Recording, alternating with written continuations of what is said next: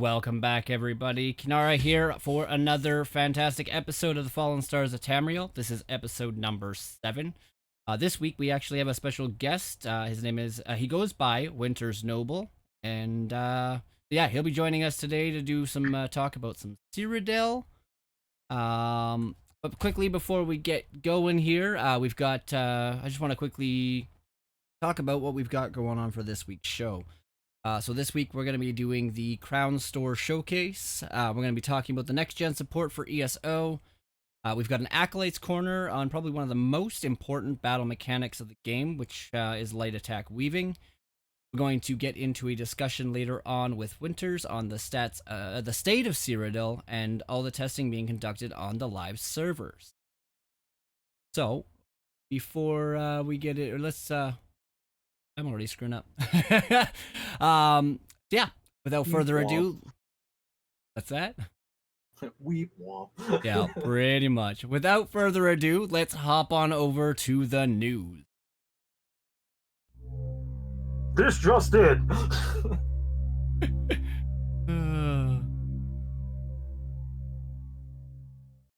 Alright guys, so I got the email last week. We are now officially on iTunes, so if you like listening to those podcasts over on that platform, you guys have full access to that now, so yeah, feel free to check me out over there. I feel dirty. Oh, iTunes, man. Apparently that's the dream nowadays. Everybody wants podcasts to be on iTunes, so hey, there you go, guys. We are on iTunes now. All right. Kinara moving up in the world. Pretty much, right? Episode 7, I'm already on iTunes. I must be doing something right. All right, so guys, the Crown Store Showcase for August is out for a full in-depth guide, or full in-depth list of everything. You can always find that over on the Elder Scrolls Online official webpage, but we're going to take a quick look here. So the exclusive free item for all ESO Plus members this month is going to be Divine Warrior Trinimac miniature statue. This one will be available from August 6th to September 3rd. See, I really do like a lot of the statuettes, but in the long run, I'm like, I don't know. This one doesn't. I don't feel any connection to Trinimac. You know, it's like, you know, you have all the other, you know, deities or whatever, and Trinimac, it's like, he's fallen. Can we move on? You know, like, you know, where's Malakath? You know, I just feel. Yeah, I mean, dirty. This one doesn't even look that good.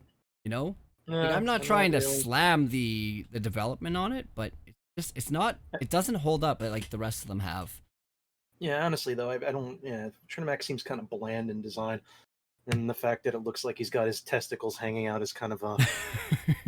I can't. I feel like the only thing that's noteworthy due to, I guess, like, I don't know, it brings you to his junk. Yeah, totally right. Totally. He's got his sword in his hand, which you could take with if we're talking about his junk.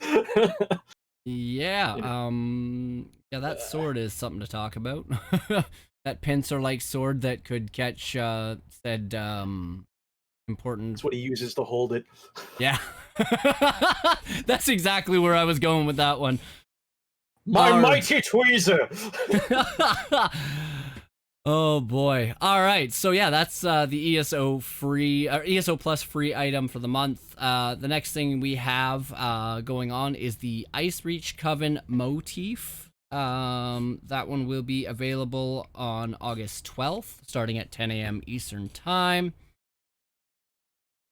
However, you don't have to just purchase this. You can also grind for it in the wonderful Ice Reach dungeon that was released back in the Harrowstorm DLC pack.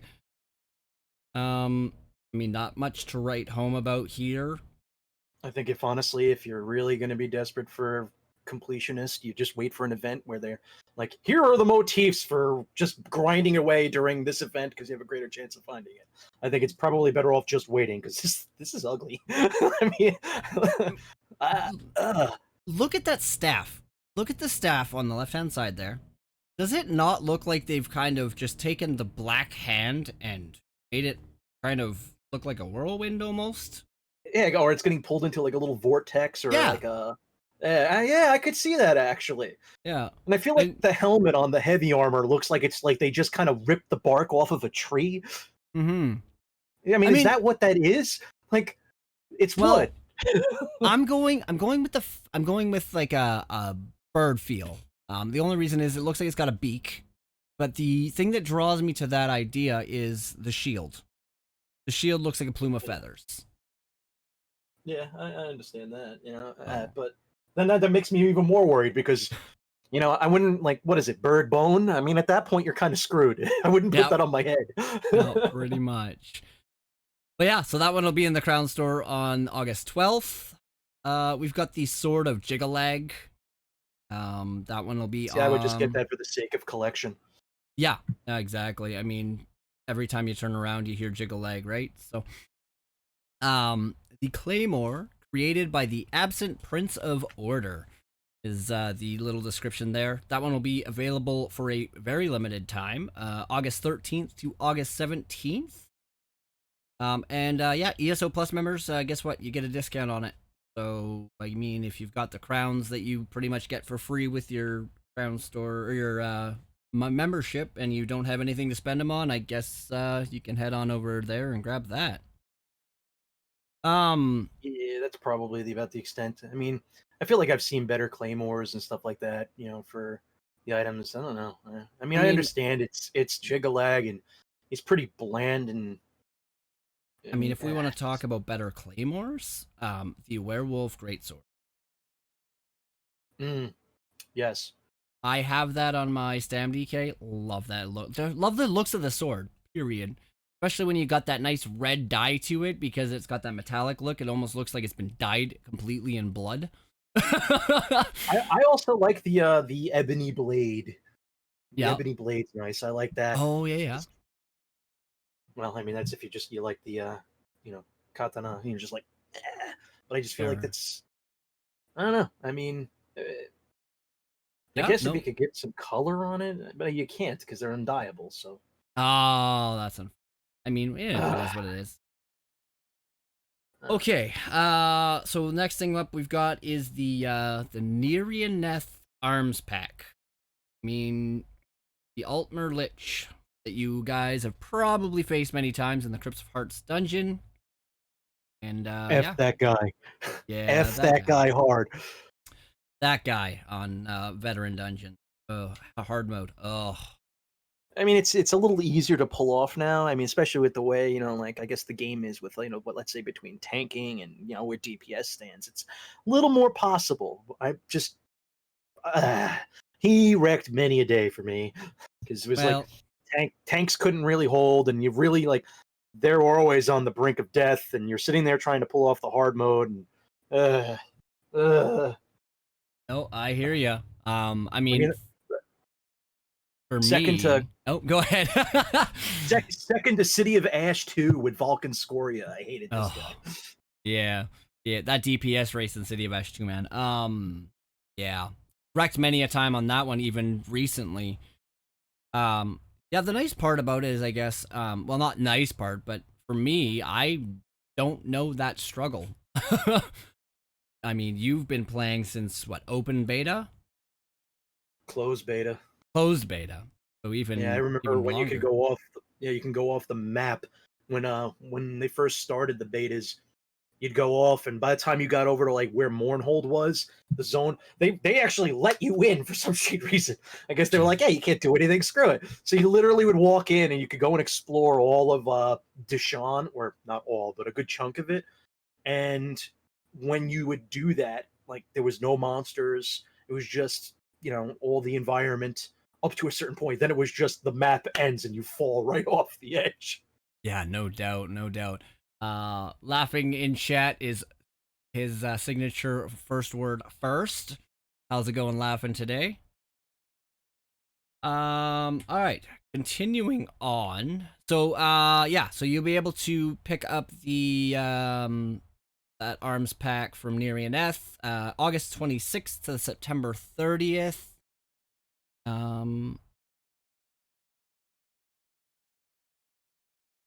the other style pages for this set, however, will drop from August 26th to September 30th as well, but you can trade them afterwards. So, not entirely sure what they mean by that, but I'm assuming the arms are not tradable, and but when the style pages drop, you won't be able to trade them until after the closing period.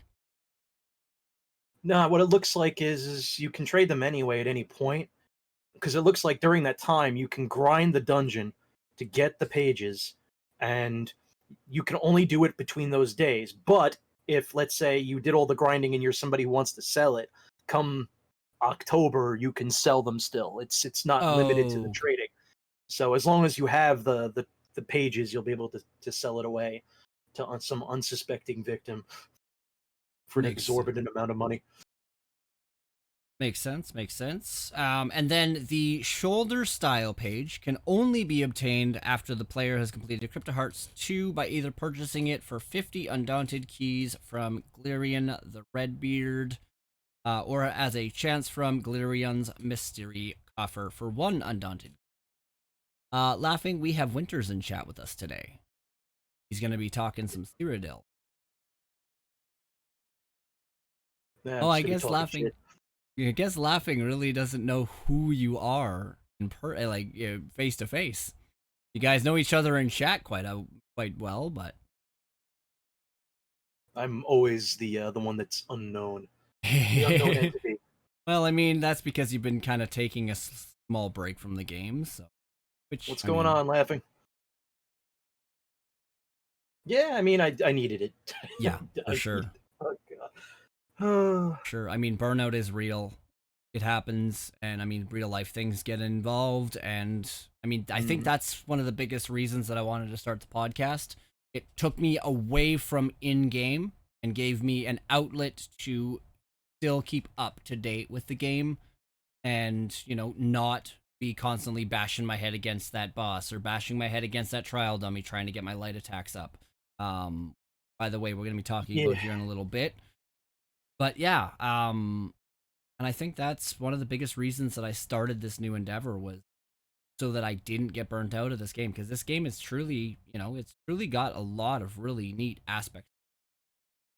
Yeah, I mean, it's what I still, if I have to tell people that there's a game to go to, and then they want to try out in the MMO field, in that genre, ESO has got a lot of what people would be looking for. A lot of exploration, great combat, as long as ZeniMax doesn't decide to kick itself in the teeth, and then there's just, player housing people always look for.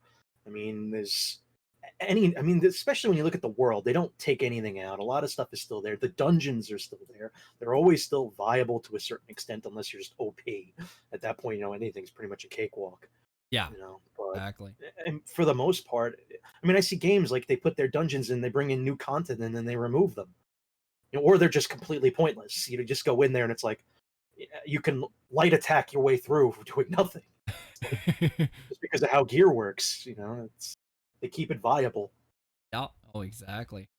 Do you have the Crown Store pulled up right now, don't you? I have the showcase. Yes. Yeah. Do you want to just quickly go over this singing scald thing? I need to refill my water glass. Yeah, well, you get the singing scald, which looks like he's like waiting there, like waiting for the chick over there who's looking at the books. He's like, I'm gonna woo this lady. I got my fancy digs on. I got my loot.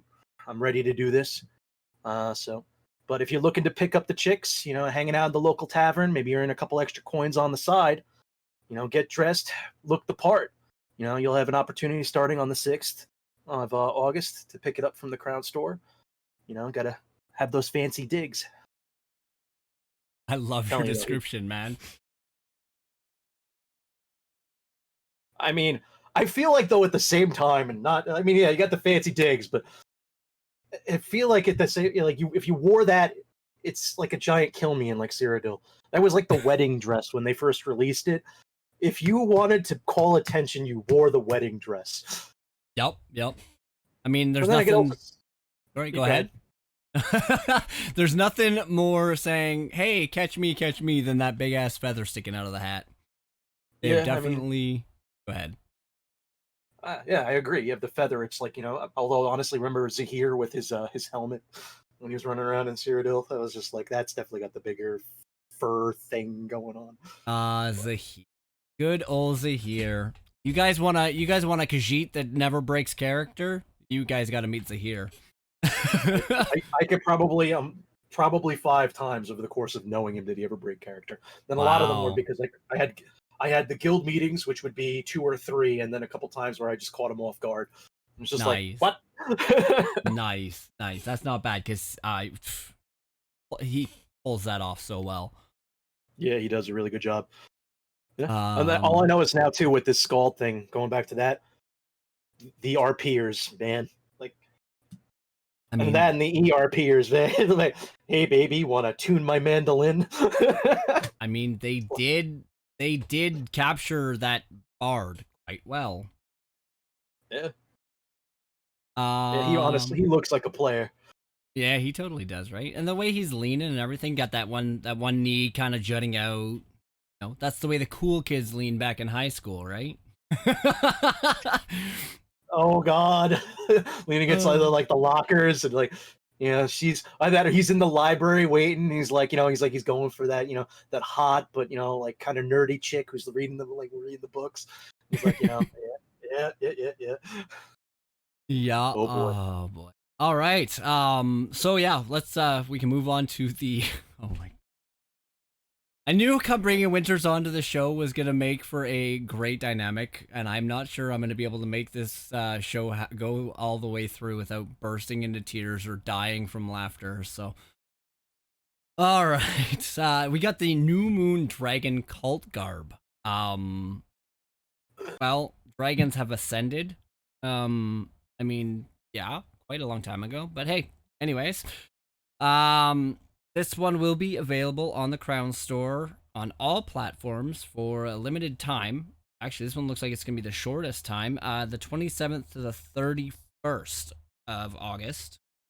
Obviously, ESO Plus members will receive a discount on the item. I mean, there's not much to really go on here. I'm not. They've got these little horns sticking out of their helmet. Faces are covered. Like, this one guy in the front looks like the guy from Saw. And I'm not sure how this works in combat. I'm really kind of like, I feel like this is a bad idea. Overall, like, I mean, at first glance, you're like, oh, that's pretty. Then I'm thinking like, all right, the eye slit. I don't know how he breathes. What's with the half bib? Yeah. Oh, And then I'm like, and recently, while I've been walking around, I've had really bad luck. I've been banging my elbows on everything. I'm just thinking to myself, those things coming out the side of that, either I'm going to hurt somebody or I'm going to destroy a lot of stuff just by walking past it. I might like the pants. Yeah, I think maybe the pants. And then I'm like looking at it, like, okay, look at his arm too. Tell me he's not wearing a full arm cast. Like, what happened to him? Yeah, it doesn't look like there's much room to bend it. Yeah, his arm is broken. Legit. Like, full on broken. Yeah, I don't know. I mean, neat idea. A little bit more execute. I think I like the I think I actually like the actual chest part of the thing more than I like the arms. I feel like I would like it more without the little half thing. Oh yeah, the little half. Yeah, I don't even know what you call that thing. I see what you mean. Yeah. It's a half bib. I don't know. All right. Yeah, I guess, like I said, there's not much information to really say. It's Shredder from Teenage Mutant Ninja Turtles. Oh, it totally is. It totally is. I knew somebody would make the connection. Oh boy. All right. Well, Shredder from Teenage Mutant Ninja Turtles. Rock on. Get him. We'll get a Khajiit, which will probably be the closest we can kind of make it look. If we can make it look kind of ratty, or maybe we go with the Centret, and then get like a couple Argonians, and we'll have a full episode of Teenage Mutant Ninja Turtles. I mean, my Khajiit has a pretty long nose. I mean, it's still cat-like, so you can't really make it pointy. But I mean, we could totally do this. We could totally do this. ESO Teenage Mutant Ninja Turtles team. Love it. Yes. Yes. And then they need to run around at Cyrodil. And we all have to have those names. So Donatello, Leonardo, Raphael, Raphael, Michelangelo. Yep. Michelangelo. Yeah, Need Splinter. Yep, Splinter, and yeah, I think that'd be pretty neat. And then you have to make the guild too, and then have the guild tab. And then even I don't think I'll be able to get Teenage Mutant Ninja Turtles in, but be like TMNT, and then run around with that. And then while we're at it, we might as well have April.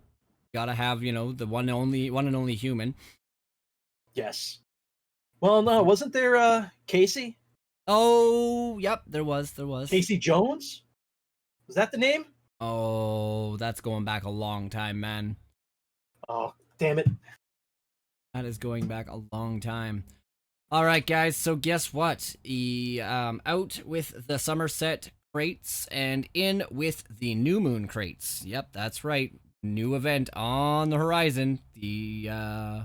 Or not new event, but new crown crates on the horizon. These ones will only be available for 7 days, 8 days, from August 20th to the 27th at 10 a.m. Eastern Time. They don't really tell you what's in these damn things. Do you know anything about the New Moon crates? I could find out. Have they been released before? I believe so, yeah. The New Moon crates have been... Sorry, I got New Moon and New Life mixed up. I'm like, wait, New Life isn't yet. That's way too early. Plainmailed Courser, Plagueborn Cinch Panther, Sanguivorian Howler are like the Radiant Apexes. Apex are New Moon Bear, New Moon Camel, Guar, Horse, Cinch, Wolf, Resplendent Sweet Roll. Going back to the names, Laughing has confirmed, yes, Casey Jones. Thought so. And we have to make the Argonians fat. That's make them thick. Yeah. Thick. I mean, then what armor type would we have to be able to get? Like, you know, is there an armor type that get us close? And are they all wielding sword and board? Because they need the shields on their back while they're running. Oh yeah. Then we'll have to have one dual wielding, one magicka user for the staff. I mean, that's the closest we're gonna get to the pole arm. Well, you can have one dual wield the swords, and you can have another one dual wielding like daggers to get close to like the sai. Yep. There's nothing in the game that resembles a sai at all. Maybe I haven't really looked at the daggers. There might be something close. I'll have to take a look the next time I'm online. So really nothing too crazy with the New Moon crates. The typical stuff, just this version of the crates, mounts and stuff. Yeah, I think that we've seen this because they already have like the percentage chances of them and everything logged on the site for drop rate, which is good luck. Apparently, like if you want any of the Radiant Apex, it's like a 1.55, and that's only out of like 48 scenes, a 1.55% chance, probably far less. Sheesh. Oof. Yep, I don't spend any in real life money on crates anymore. Yeah, I've done that too much. I think I need to take a break from that because my wallet cries, and then I cry later when I look into it.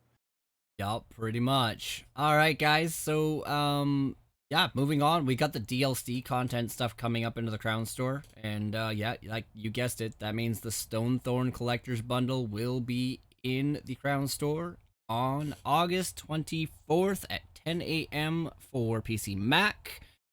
September 1st at 10 a.m. Eastern for console. That's right. We are like, what, 15 days away from the next DLC pack, which means we're like 3 months out from from basically hearing about the next year-long adventure. Oh man, already. I know, right? Like we just started this year. I'm like, I haven't even gotten started with the actual like latest with anything Greymore on. Like I've been. You haven't done any of the Harrow Storm or anything? Nada. Wow. Zilch. I've been out to take it up, but I keep privy as to what's going on to a certain extent. But past that, maybe I'm like waiting for a large chunk of stuff for me to do in one fell swoop that I can just have a good stretch of it. Although That's honestly, the antiquities thing with the digging, I was just like, nah, um. Are they gonna have a new zone in Q4? I believe they said they. Well, I mean, if we're following tradition, there should be. The speculation I would, is yes. yeah, I would believe it. I would think that they would most likely have another zone. They always do. It sounds from the speculation that I've been reading, they are. I mean, again, pure speculation, guys, and I mean, it would be so super cool. But they're talking about the Pale. I believe it's called the Really. Pale. Yeah. Mm. If you guys actually look at the UESP website, however, there is this lone way shrine in the middle of the empty below Western Skyrim, between Western Skyrim and then the Bankarai area. Go take a look at that, and that I don't know if that's just them speculating or if it's a misput, but there was something on there. I can't remember exactly what it said, but yeah, go take a look at that and see what you guys think.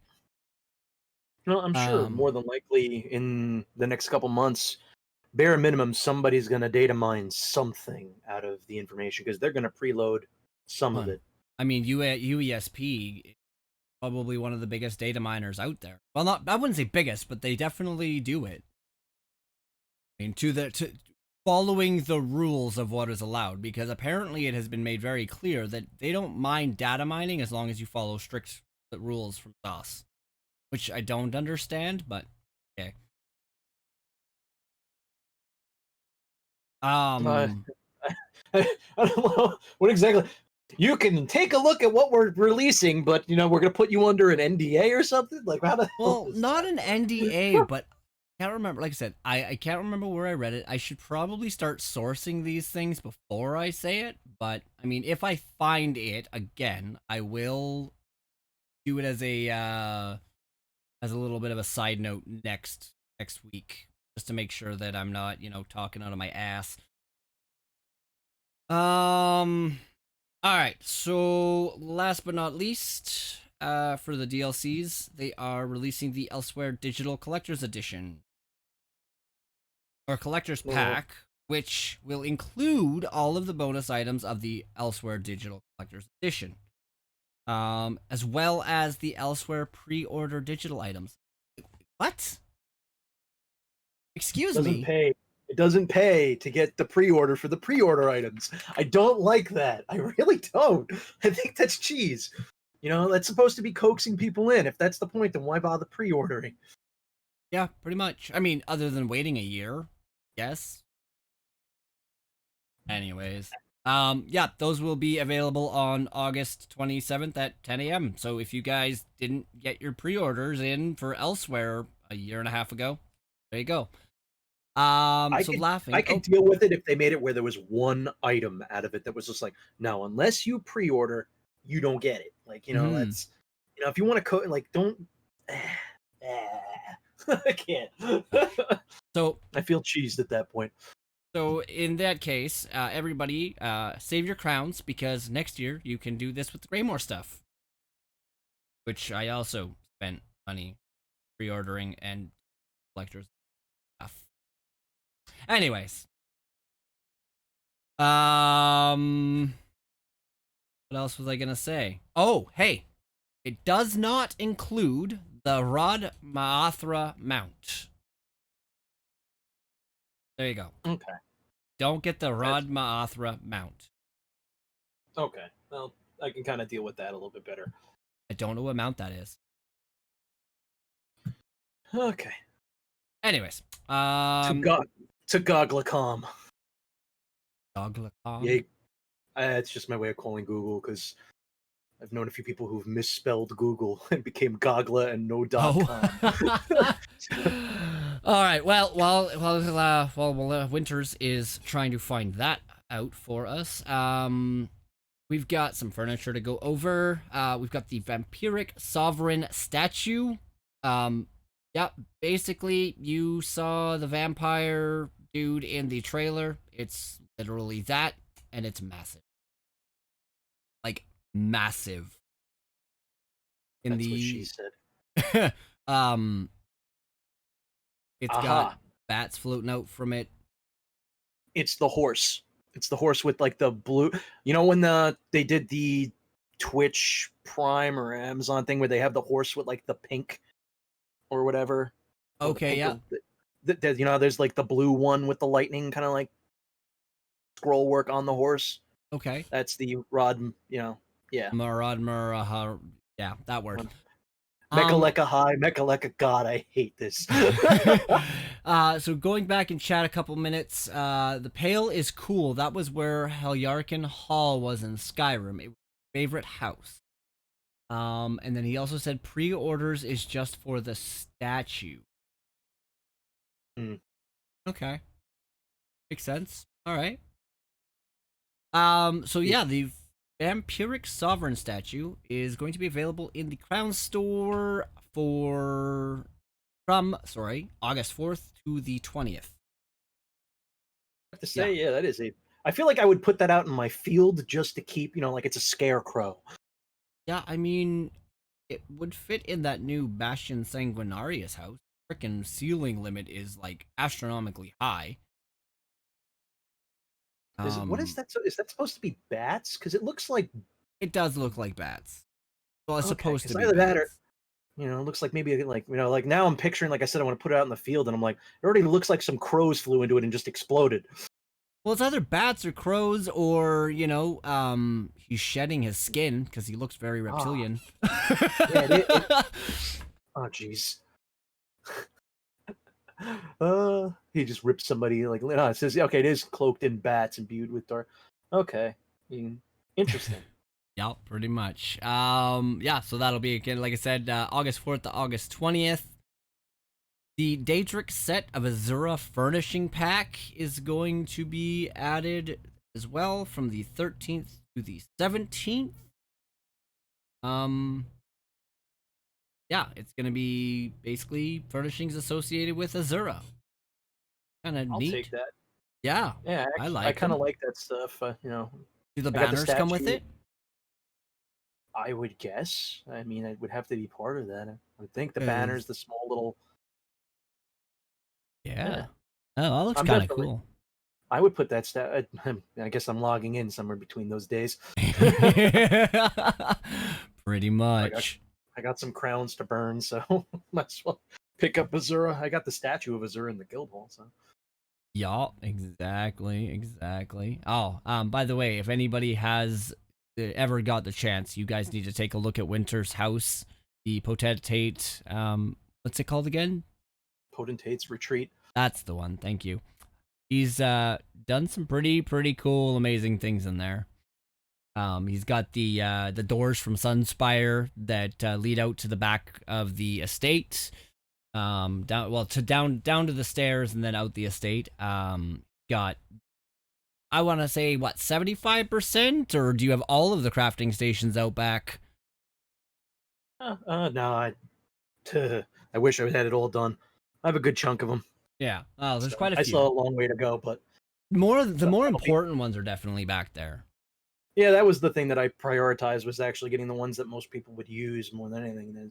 Which obviously is going to change. There's a lot of set changes and stuff like that occurring. So, but Yeah, exactly. But yeah, guys, ever get a chance and have Winters see Winters online or something like that? I don't know how you're gonna do that, but you guys should take a look at his house. It's pretty sweet. not while I'm hiding. Yeah, not while you're hiding. So yeah, the next up is the Shadows Stir music box. It will play the arrangement of the Haunting the Shadows Stir composition, and that one will be available on the 13th of August until August 20th at 10 a.m. I mean, everything's 10 a.m. I should just stop saying it. You guys don't know when it ends? 10 a.m. Go ahead. When does it begin? Oh, I'm crap, I kidding. already forgot. Wow, the 13th. Yeah, no, I was just messing around. I kind of like what they did with the what that special, like the Sigic music box. I'm wondering, like, if does this one have a special effect, or you know, I kind of like the the light up orb I thought that was actually pretty neat. Instead of just being a metal box. Yeah, we'll definitely have to. I'll definitely have to see. I might actually pop over to the PTS and see if I can't pick it up. Because I know that they give you crowns there that aren't technically yours. So, Hmm. yeah, I guess moving on. The Bastion Sanguinarius house. I was actually just in this house on Saturday because it was released on the 4th, so it's already been out for 4 or 5 days. Oh, And is it a lot larger like they originally said it was going to be? Because remember, people were it's generally like let down by the PTS. apparently it's no better. I mean, it looks cool, but apparently they say, or a lot of people are saying that it's kind of just a bunch of rooms strung together. Really? Not, It sounds yeah. like such a letdown. The entrance hall is pretty cool. Like it's pretty large. I'd say it's bigger than the one at your house. But it's Mm. nice and long. But it's not that it's really long. It just feels long. Where with yours, you've got that one short down into the center. Yeah, yeah, yeah, yeah, yeah. It's got. I'm a kid. Yeah. Keep Winters, going. I'm sorry. Winters, you should have been in the streams with Pixie this weekend. Oh boy. Anyways, we're not talking about that. Bushes, balls, and busts were the topic of conversation in all of the streams this weekend. Uh, Anyways, I missed out. Damn.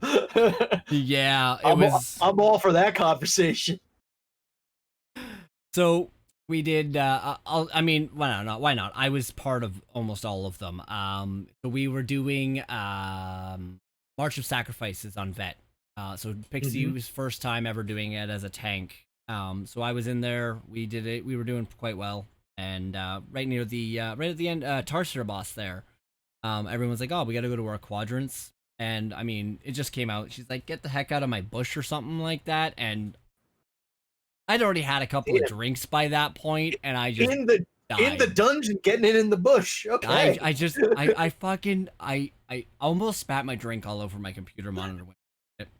I got like 30 seconds into laughing, and I was able to compose myself long enough to say, "Yes, I'm a 2-year-old," and then as I'm saying that, everybody else started to laugh. So we all That one you're like, devolved very let me very in that quickly. bush. Yeah, we all devolved very, very, very quickly.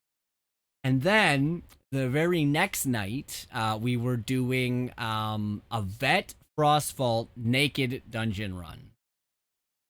Oh, that's right up Um, my alley. yeah, it was not great, not fun. However, the biggest problem is our healer Pixie kept on running out of resources. So she's like, I need all of the magic stuff sent to me. So our friend Solace turns around and he's like, yep, I'll send you all my balls. Another devolution on stream. It That's fun. was it was a barrel of laughs this weekend. Probably the most Plus, you fun guys I've are had. doing it like the style of the way I was running Yep. the naked runs, The way we did the Sanctum Ophidia run. looting. Yep. That's awesome. Yep. I'm Yep. glad It was great. glad we got something going with that. That's awesome. We never got past the first boss. Yeah, those vets, man. It's I really mean, hard without any kind of gear. especially Except for Frostvault. yeah. Like the difficulty hasn't changed on that dungeon. It's still just as hard as it was a year ago. I feel it, well, especially when you're naked, that's definitely increased difficulty. But I feel like if you're gonna do naked vet runs, you start with like some of the base game ones and you start working your way up. And a lot of times, even vet one, like Fungal Grotto one, is capable. But then when you move to like two, the change in mechanics makes it like a kick to the balls. Yup, pretty much. Pretty much. Oh boy.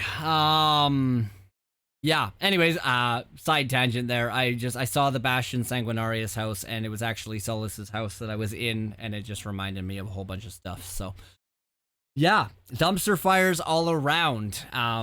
You know what? Give me a second here. I'm just gonna set this out in the chat because all of these people are amazing people. So you guys need to go check out Solace, and you also need to go check out Hyper Pixie Gaming. two of my very good friends. Do a lot of content together. So. Right. We have a mount in the Crown store. Kind of looks like, I don't even know what to say. It kind of looks like a wolf with a griffin's claws with, I don't even know. It's called the Frostborn Durzog Mangler. Yep, those teeth look like it can mangle something. Yeah. So, I go ahead. Go ahead. I don't think I'm a fan of the saddle that they put on the thing, because look at the spikes even on the back side of that. Like, I feel like you're asking for trouble. I like my nuts, thanks. Yeah, like, or even if you're like of the woman variety, that's you land on that wrong. Anybody that lands on that wrong. Okay, so I gotta read the description here. Magic of the Ice Reach Coven shapes these striped Durzogs in the womb, and handlers train the pups to the saddle. To transfer loyalty to a new rider, that rider should sleep with the saddle for a few days before attempting to mount the Durzog. Whoever wrote that really didn't, like, I don't know. That doesn't sound like a good idea. I'm not sleeping with that. Like, how do you want us to sleep with the saddle? Sleep with it beside us? Sleep with it as our pillow? Sleep with it as our blanket? You roll over on that. Oh, no thanks. Laughing, unfortunately, the Titanborn mount is still not in this Crown store. I'm rooting for you. My fingers are crossed. I've tried to get a hold of Zos many times. It's not happening. They're not returning my phone calls, man. I'm sorry. I agree with him, though. You should be able to ride Lyris. I mean, I'm pretty sure every man in this game wants to ride Lyris. I feel like if you're familiar with Futurama, the Amazonian episode where it's Death by Snoo Snoo. Death by Snoo Snoo! Yeah, freaking Zap and Fry's face is between horror and joy as they hear it. So yeah, that mount will be available from starting on August 4th, 24th, and for Xbox One and PlayStation will be available September 1st. No end date, so I'm assuming it's just going to be staying in store. Wow, we have been like going for like what, an hour and a half, and we're not even down the Crown Store showcase. Oh, feels boy. Like looks. I think we're at the 45-minute mark. Really? Oh, hey, that's not too bad. That's not too bad. Yeah, we've got a few more things. So we've got a few pets. We have the Skulled Muse Fledgling Griffin. It will be available August 6th. It's a cute little parrot-like cat griffin, literally. Kind of cute. I'll probably get it. It's cheap enough. Yeah, that's only really because can't say anything. Yeah, that's just for the sake of collection. I'm a pet collector. I like pets. I mean, because obviously I do housing, right? So, and I mean, I know with all the pathing coming out in the update 27, it'll be really neat. I wonder if we can make these things fly. I feel like at that point, like with the amount of people that have all the pets and stuff, like if their house actually had them all, like the SPCA would have been called in on them a long time ago. Yeah, like no you doubt. you have too many animals. They're living, in squalor, and like there's tons of. They're not fed. They've been neglected. They're starving. They're emaciated. Like, they eat the neighbor. Oh, hey, actually, the Skulled Muse Fledgling Griffin is only gonna be about 1,000 crowns. That's like what, $10 basically? Yeah, give or take. Not too shabby. Did they end the Crown sale? So technically, no. Or is the Crown packs still on sale? I'm Canadian, man. Those deals still suck. Like, let's be real here. The Crown store, or the Crowns, when they're on sale, I think I saved $3 on the there's what, 3,000, 5,500. I save about $10 on the 5,500 crown packs. I save like $16 on the next one up, And the top one, I think I saved like $20 or $30, $31. Monopoly money sucks, man, and it smells like maple syrup. Well,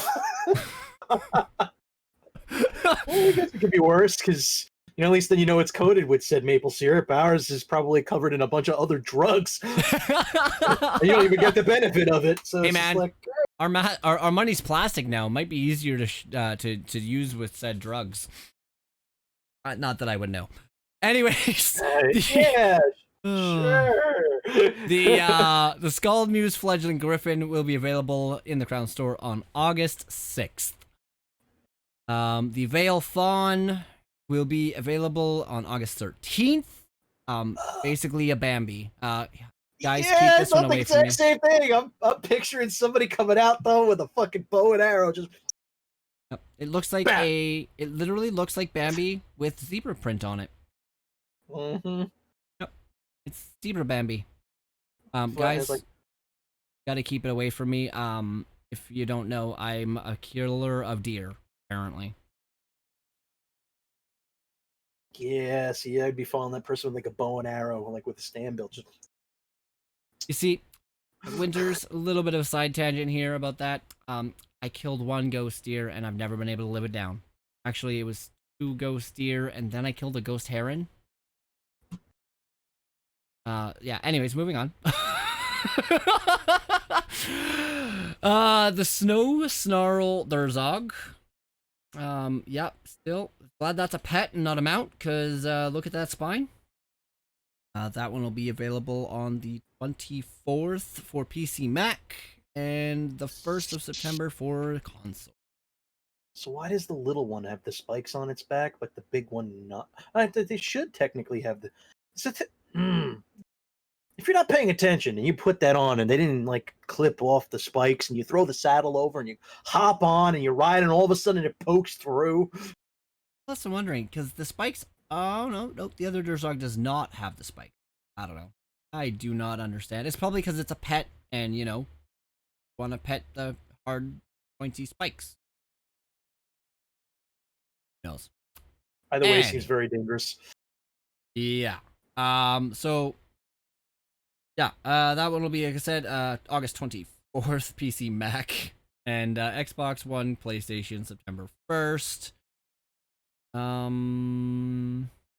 That brings us basically to the end of the showcase. Bunch of stuff. Yeah, I want to see if they have the price on that pet. No, probably not, because it hasn't technically yet.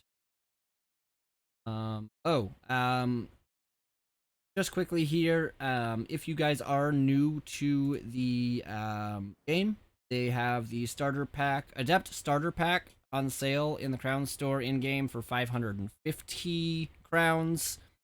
And that one will come with a pack full of consumables such as potions, foods, soul gems, repair kits, XP scrolls, riding lessons, and poison, plus a white mane horse and 3 costumes.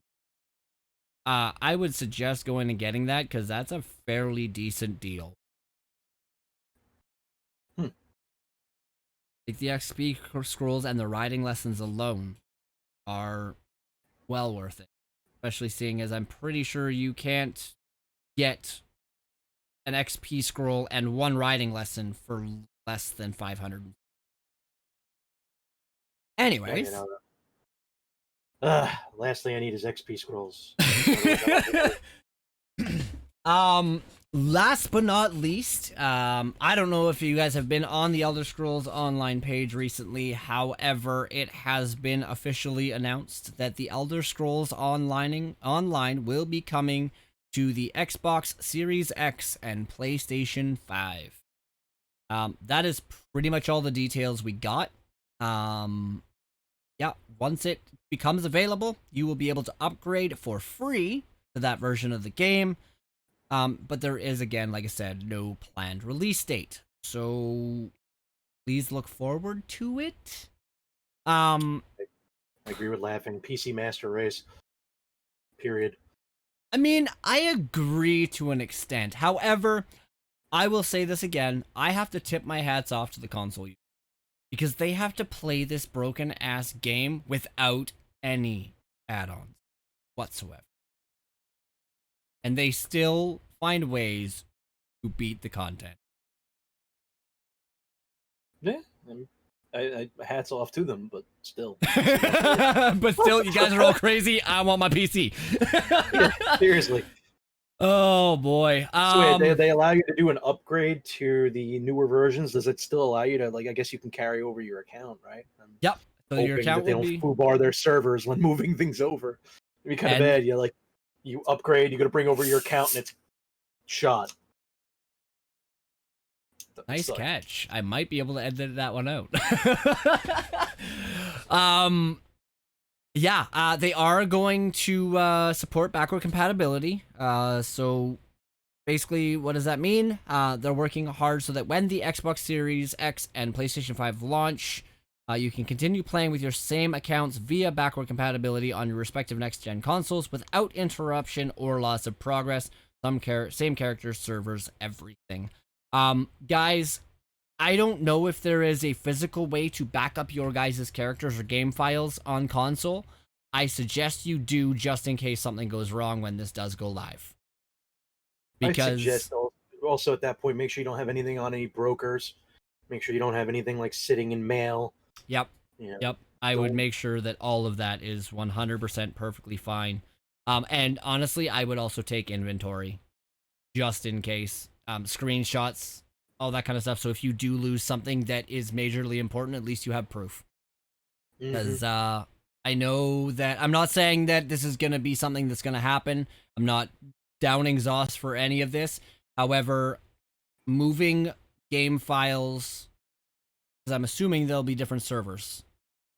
Because if they're gonna upgrade to better consoles, they're probably got servers that are gonna be, able to use this a little bit better than the old servers that PlayStation 4 and Xbox One use. But who knows? So just back up everything you guys can. Err on the side of caution. Yep. Pretend this is your multi-million-dollar business and losing one piece of equipment would cause you to go bankrupt. Yikes. But yeah, that's it for the news too. Next gen support, Crown Store Showcase. Let us know what you guys think. Anything you guys want to talk about. I'll shoot you guys all of the information you guys need to communicate with me off show. But next we're gonna move on to a very quick topic in the Acolytes Corner called light attack weaving. Because I can tell you right now, for the last month, I have been trying to learn to improve this. So I just want to kind of give you guys a little bit of information on how it kind of works. Teach me, senpai. I will do my best. Scrub Lord in light attack weaving myself. That's all the more reason why PvP was my thing. Yeah. Alright guys, so yeah, it is one of the most known weaving mechanics. Oh crap, now I'm gonna... going crazy. So yeah, it's probably one of the most important weaving mechanics in the game. The light attack weaving. There's a lot of other weaving styles, but I would say that the light attack weaving is the most important. Just to quickly go over the rest of them, there's medium, heavy, dodge rolling, and weapon swaps. All of these are known as animation canceling effects. So the term light attack weaving references using a light attack and an ability. It is the art of canceling the animation of the light attack, not the ability. I know there's a lot of repeating words here, but the light attacks, when done in that fashion, light attack ability, equal up to a considerable amount of damage. And I mean, by a considerable amount, it will be, if you have combat metrics and you guys follow your graphs, light attacks will usually be in the top 3 of the amount of damage that they've actually accrued over time of the fight. So with the block changes, did they did they scrub the idea of block canceling as well? Because block used to be, I think that's supposed to be the highest priority that you'd be So, able to do. um, I did talk about this a little bit, or I did write this down a little bit. There is still block casting, and it is still feasible to do. I didn't actually put this into the notes. The reason that they don't use the block cast, like they don't necessarily talk about block casting anymore, is it's the most inefficient way of light attack weaving, or of animation canceling weaving, I guess. Um, Okay. Because but I mean, some of I the skills were generally, I mean, you can either weapon swap after because the relatively long animations of the skills. I mean, mm, light attack weaving is very good, in the sense that all skills should generally override the animation of the light attack. But you're right, I think and the block was supposed to be what broke, yes, the animation of the main skill. So but if they scrub that, which I know that they had done stuff to it and people were complaining because it was noticeable, but I didn't know if they had switched it back or if they've adjusted it, in the long term, because I never really did a lot of block canceling in, yeah. let's say, Actually, PvP. now that I think about it, yes. I don't know why I actually don't have this written down, and I probably do, but the way that this one is written out, I might actually come to it in a little bit here. I actually misunderstood your question, and blocking to animation cancel is definitely still a thing and can be used, if especially to help you in a long cast time. So in my case, if I accidentally try and cast crystal frags before it procs, I can still technically block cast, and I'm not going to lose as much as if I were to wait for that to cast. As well as channel deceleration. That one's got like a 1.2 second or 1.3 second cast time, which can seriously hurt my DPS if I accidentally cast it when I don't need it. So my I gotta Um, really API. So if people seeing that, like, yeah. sorry, I just Nope, wanted to that's cover okay. the fact that I'm like look like I'm poking my eyeball out. No, that's all good. That's all good. All right, so the a light attacks animation is particularly long, but I mean, it looks visually epic. I mean, like as you were saying before we started the show, that especially that long cast or that long hold when you do your heavy attack with the two fireballs and stuff like that. Like the actual light attacks have some pretty decent, effects. Like you're charging it up a little bit and you kind of flick your staff or you flick your sword or, you know, um, but that is where the problem lies. Is you're watching as a person, you're watching that visual effect, and that is what is actually slowing down the rotation, causing the damage loss. But um, another thing to note is the abilities also have stunningly visual effects. So you do a light attack, and then you do an ability, and you wait for all of those animations to go through, and it's just you're slow. And as a DPS, damage per second, it's every second counts when it comes to trying to do that damage. Um, so that's why we cancel the animation of the light attack. How do we do this? Well, simply put, you're going to click the light attack button, which by default should be your left mouse button on PC. Consoles couldn't tell you. Then you're going to immediately, within like milliseconds, cast an ability from your keyboard buttons 1 through 5, or even your ulti, depending on if it's charged. So basically, it would be like click, click, and then you're gonna wait about 0.9 seconds. Then you're gonna go Yeah, click, I feel click. like you gotta watch, like you'd have to be doing that in practice with like Yep. you have to watch your latency circumstances because I mean like even when I was trying to do it for the most part, I found that if I was moving too fast, it didn't actually fire it. Like it just wouldn't register and would just jump straight into the skill. Yes. So there is you sometimes maybe want a smidge of a delay, but too long is pointless. Yep. You'll lose out on it. But if you go too quick, I found that you know with my ping, it would just kill it entirely. Hmm. It wouldn't even register that it did the light attack. For me, depending on like, especially when I'm doing like some like parsing and on the trial dummy and practicing, I found that depending on how much stuff is going on around you, even like your house has a lot of stuff in that backyard. It's got the water sitting right in front of you, and I noticed that my ping and latency actually jumps up and down quite a lot. Um, so yeah, I actually use a I actually use You've two been different. rated. I have been rated. Yep, key.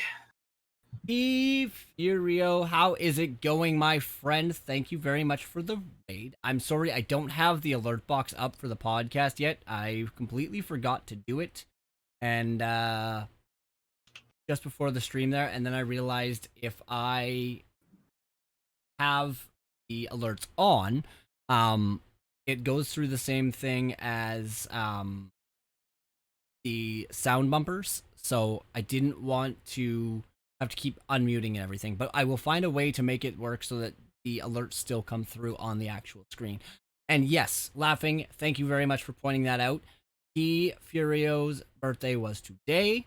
I want to wish you a very, very happy birthday, Key, because you have been supporting me from pretty much day one. You, Laughing, Winters, you guys all got your first badges because you guys saw that you guys wanted to support me, and I want to support you guys all back as well. Key, I hope you have yourself. I hope you are having yourself a wonderful birthday. Yes, happy birthday, Key. All right.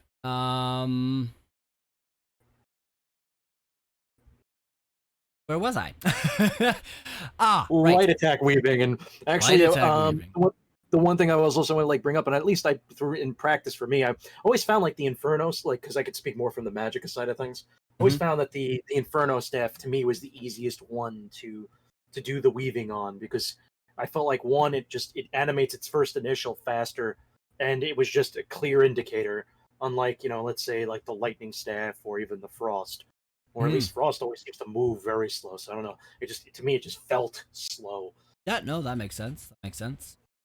So guys, yeah, it's basically a click motion. You want to watch that animation. So once the animation of the ability has completed, which is roughly about a second, that's when you want to start your next one.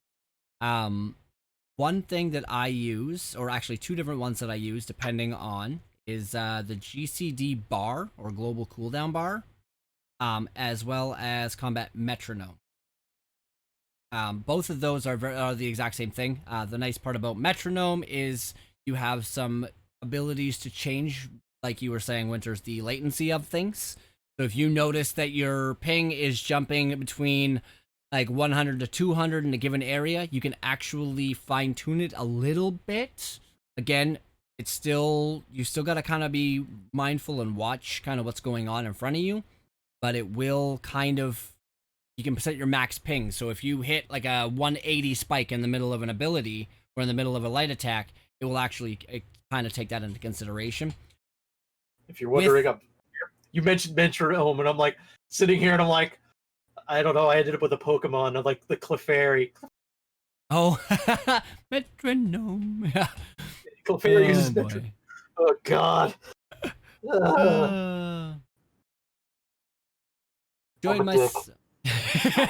Hey man, you are just fine. You're just fine, my friend. I've enjoyed myself so far. You're gonna go take a din break and be back. You have as much food as you darn well please. It's your birthday. You do what you want, man. Do what you want. And like I said, bring some back for us. Yeah. Don't forget the cake. Kinara gets paid. Kinara loves getting paid in cake. Yeah, the cake is not a lie. Don't hand me that bullshit. All right. So yeah, roughly 1 second later, you want to do this again with another skill. So if you are trying to learn how things look, I would suggest going and sitting on a dummy. And I know this is boring and not the greatest thing you could be doing with your time, but learn what your skills look like, your abilities look like.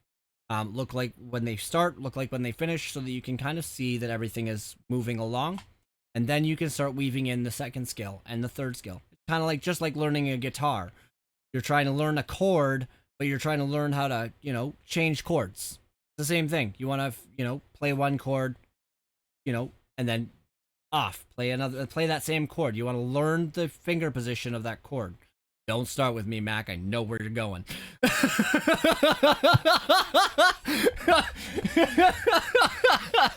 I'm out. I'm out. Mic drop. So yeah. Anyways, without going too much more into that, before I put my foot in my mouth. That's getting kinkier too. Another way I was taught was TikTok breathe. So after every skill or after every light attack skill, take a breath. Breathe, baby, breathe. Yeah. And that is when you want to basically kind of look and take a look at your surroundings and see what's going on. Because, I mean, you can get very tunnel vision doing this because you're trying to, click, look at what the next skill is on your bar quickly. Instead of that, once you get the muscle memory of that, it'll be a little bit easier. But you always want to kind of take a look at your surroundings, especially if you're in a dungeon or something, because there's usually the biggest ads thing popping is to up. start slow and just get familiar, and as you Exactly. build the muscle memory, it'll speed up. If you try to force the square peg into the round hole, you're gonna fumble more. Yep. But if Or you you're gonna make, or you're gonna make the square a circle again. Oh. All right. So now, a lot of people, what they love to do when they're light attack weaving, they'll hit that light attack, hit that skill, and then they'll just smash their freaking mouse button. Not going to do you any good, and it's probably actually going to mess up your timing. So 10 out of 10 will smash. No, do not spam that button. It's not going to go any faster. It's not going to go any slower. It actually could technically read late, depending on when the input goes into the server. Because, like Winter said, latency is a thing. Server ping is a thing, and it sucks. And yeah, there's no point in prematurely wearing out your left mouse button. So light attack weaving does take some getting used to, as we're talking about here, and it will take time to get it down right. You're not going to be perfect at it overnight. Like I said earlier, Combat Metronome or GCD Bar are two very nice add-ons to use if you're a PC user. Another one I like is Light Attack Helper. Light Attack Helper counts how many light attacks you have done, as well as the light attacks per second. So for a quick rundown, a good light attack weave is, 0.7, 0.75 light attacks per second. If you're God mode, you can actually get all the way up to, I believe, almost 1.2 or 1.3. Absolutely fucking ridiculous. Definitely not me, man. I was so bad. I just, yeah. In that case, though, like, you gotta think about that for a second. 1.3 light attacks per second. When you can only cast an ability and light attack every 1 second, how is that possible? That, my friends, is where the other forms of, as Winters was talking about earlier, block casting, block animation canceling, I guess, actually, where you click that skill, or you click that light attack, you click that light attack, that ability, sorry, and then you're immediately hitting that block, because there are abilities that can be blocked. But without getting too confusing, weapon swap also works in the same regard. So if you're actually able to swap back and forth relatively quickly, you can get the same thing as like a block cancel. So it literally cuts the larger animations of the skill. Exactly. Let's say if you in PvP, when it came down to not wanting to give away what you were doing, you could, if you were a Sork and you were casting your shields and you don't want to know, you don't want them knowing what you're doing, because they're watching for you to cast. Good PvPers know that you're putting Hardened Ward or any other shield on, and if you hit block in the middle of it, like the moment you click it, you won't present the animation to the enemy at all, and your shield will be up, and you can already be on the offensive in that regard. So. And we're going to be actually talking a little bit about Cyrodil here in a few minutes. That's one of the biggest reasons that I wanted Winters on the podcast today. Speaking Speaking of dumpster fires. Yeah. Well, because he was the one that introduced me to PvP when I joined his guild, the Undying Spirit, for anybody that is out there looking for a guild that does do a lot of PvP on the Ebonheart Pact Alliance. Undying Spirit is a decent guild. You know, lots of friendly people. So, anyways, so let's quickly finish up this little Acolytes Corner here.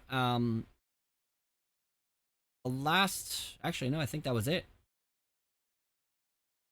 Said, yeah, well, the light attacks are the most used for animation canceling. It does take more than that just to nail down those high DPS numbers. And that's, like I said, where it comes to the blocking, right after you use a block or a cancelable ability. But like I said, I didn't want to get too carried away. Let's talk about light attack weaving, get that down, and then we can talk another day about, you know, the more intricate ways of animation. So, on that note, let us take a brief moment here. I'm going to play the next segment sound. Go.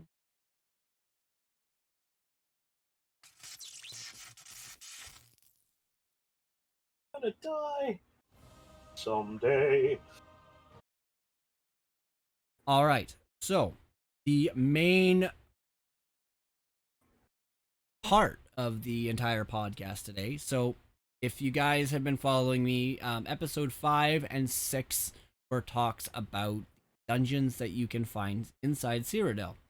We did White Gold Tower mechanics, as well as the Imperial City mechanics on those 2 episodes. Going forward, guys, total disclaimer, we are no longer going to be doing the mechanics of a dungeon. Not for any other reason than it's very dry content to listen to, and I, you know, as much as I loved putting them together and showing you guys my experiences, I feel like this podcast can do a lot more than just tell you how to kill a mob or how to, you know, avoid a heavy attack from a boss. Here you step into the circle. Yes. 2 seconds later, step out of the circle. Yes. Get in a couple light attack weaved skills. Step to the right. Yep. Put your left foot in. Put your right foot out. You shake it all about. You do the hokey. Okay, all right, I'm done. Oh shit. So yeah, and another reason is if Winters moving forward wants to continue doing the podcast as a permanent co-host, I don't want to drag him through that dry content. So that being said, no! Oh boy. So that being said, we are going to talk some PvP in Cyrodil. Now, we're gonna start this off. Really pick your brain.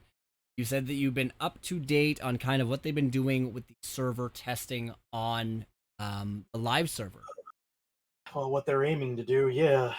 Yeah. You want to kind of give us like a point form of sorts while I go and get another glass of water? Well, I mean, let's see. I can actually bring up that information in a second.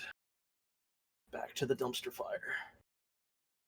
So, with the status of basically Cyrodil, anybody that's ever really walked into there, especially if you go into Greyhost nowadays or during any kind of prime time, or any kind of fully or relatively close to capped pop, of Cyrodil in any of the campaigns, you will be hit with lag. Tons and tons of lag. And that's been something that any kind of PvPer has been crying about, pretty much saying it's, what's holding back PvP in this game, for the next level. I mean, PvP in this game is quite enjoyable. I loved, in the lesser campaigns when it's not jam-packed, when it's playable, it's a lot of fun. It can be very challenging and very rewarding. But since some of the early patches, some would say 1.5, 1.6, with certain introductions to certain changes, people were complaining. I think that not only is it due to certain changes that they made, whether it be introductions of how the resources are allocated in the game. They literally removed wildlife from Cyrodil, a lot of it, because they were like, it's taking up resources and slowing the game down and causing lag.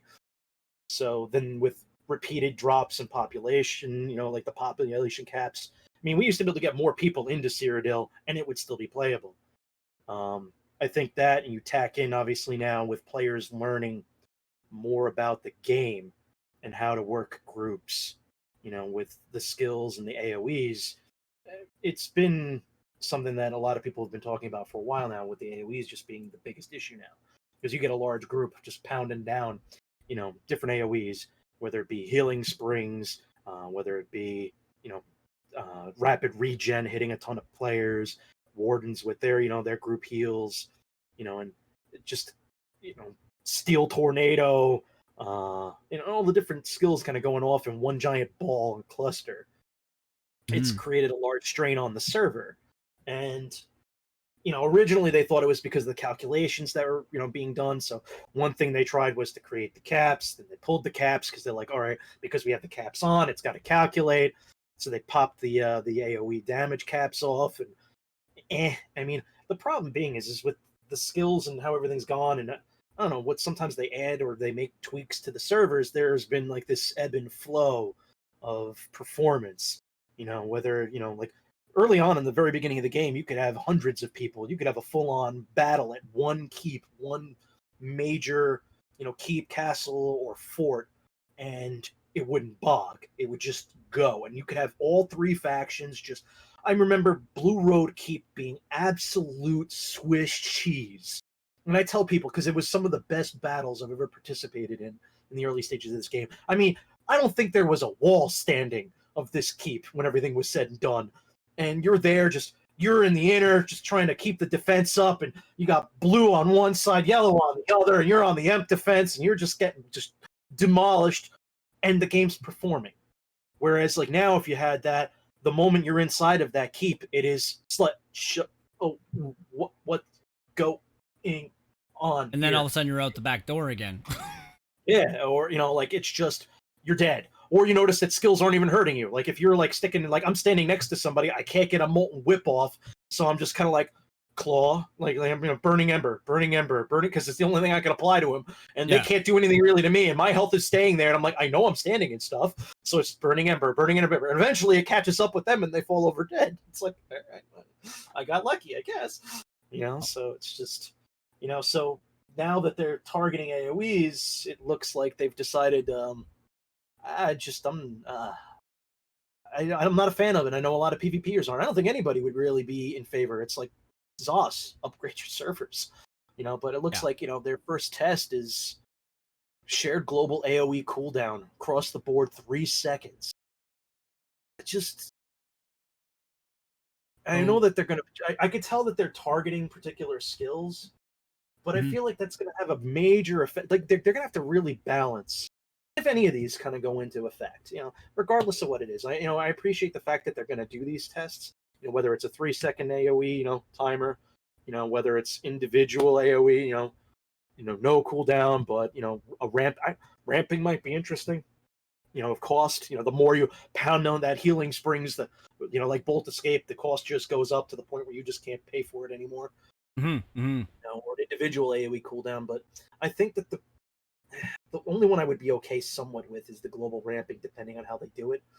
But I'm not a fan of cooldowns, because I think the thing that was magic about this game, and I mean outside of obviously sets that had the cooldown effect, was that you didn't have the cooldown. It was active combat. It was really on the fly. The only thing that was really, it was you and the other player, and it was your reaction ability. It wasn't the fact that it was like, crap, my skill's on cooldown, I'm boned. It was the fact that you could just, you had to time everything, if you were really good at reading your opponent. I mean, some of the best, I mean, not even for me, I mean, I've had some great duels with other Sorks, and you're going back and forth, and it's just that ebb and flow back. But I've seen some duels with some players that, I used to play with, and I've seen some of like their play, and it was just like, man, if they had that, it's not the same. It's just who burns out what real quick, and then that's it. Game, set, match. You couldn't have like this long fight, long drawn out, play the map, play the situation and the circumstances. It would just be who burned out their skills. It's like who played their cards too fast. Yeah. Eh, Oh, exactly. where's the fun in that? That So- takes out that element. So here's a question. Mhm. So they're doing all of this testing in Cyrodil because of the lag. But Yes. I don't know how much you are aware of this, but Battlegrounds also have the exact same amount of lag. They have the exact same problem, and they've only got 12 people in. Do you have any idea why it's causing a problem there as well? Or any speculation as to why that problem is there as well? I've never, honestly, I can't say because I don't very rarely, other than like a little bit of a latency change, like you could feel like a certain lag every year, once in a while. I've never found that battlegrounds were like a slideshow. You know, Okay. I mean, I think the one thing is like it's difference because of CP calculations and stuff like that. But I found that battlegrounds for the most part was okay. Just that might just be the fact it might just come down to servers. They might not be allocating the Mhm. resources necessary to power it. I mean, it's not the larger part of the player base. I mean, it's something that players want, but when you look at the mass majority, I mean, there is so many more players that you don't notice it until there's a Imperial City, event Event? when all of a Yeah. sudden, or like Mid-Year Mayhem when all of a sudden they need multiple campaigns because they're packed. It's like there are that many players and it's jam packed, and there's still players who aren't even doing it. So there is a player base. It's just that it's not strongly driven to be there, so they don't put the effort in. I think now it's because you're sitting there and they realize that they kind of need to do something, because if they lose, I mean, there are some really good players who are across the board who are very skilled inside of PvP who bring a lot to the PvE side of things. Yeah. No, I don't exactly. want to lose, I mean, battlegrounds though, I mean, going back to that, I mean, in the end, I've had more trouble with the fact that because of my builds are specific to CP, and I never really tweaked because I'm a lazy bastard. Fair enough. Sustain was always the biggest issue. Yeah. It was. I mean, no matter where you're at. I mean, I've had dungeons that have taken a bit of a dump here and there. Every time I go into a trial, man. hmm I mean, that comes Every. down to just then raw healing and the allocation to the smaller, that smaller shard of the server. Yep. Well, I mean, I 'Cause- know that they're also looking at the AoEs and proc chances inside PvE content as well. So, I mean, this yeah, isn't just Cyrodiil, right? yeah, they're removing the proc chances because it's less calculation. Yep. The Well, game doesn't have to go, random number generator. And the random number generator doesn't hit the percentage chance of being able to go off. and I mean, that's what I want to, what am I trying to say here? I mean, I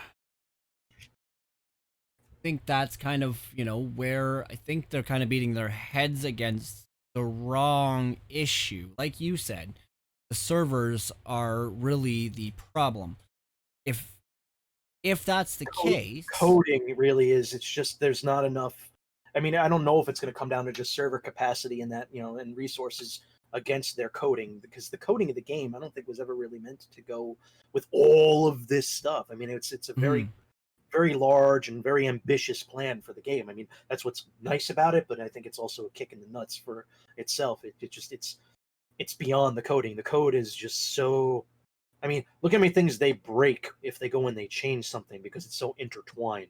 yeah. You know, I mean, So that's why it's like at the same time they're like, when people are asking why don't you separate it, because imagine what the amount of code in addition if they had to recalculate to separate the worlds essentially. That's going to be a lot more information and a lot more calculation.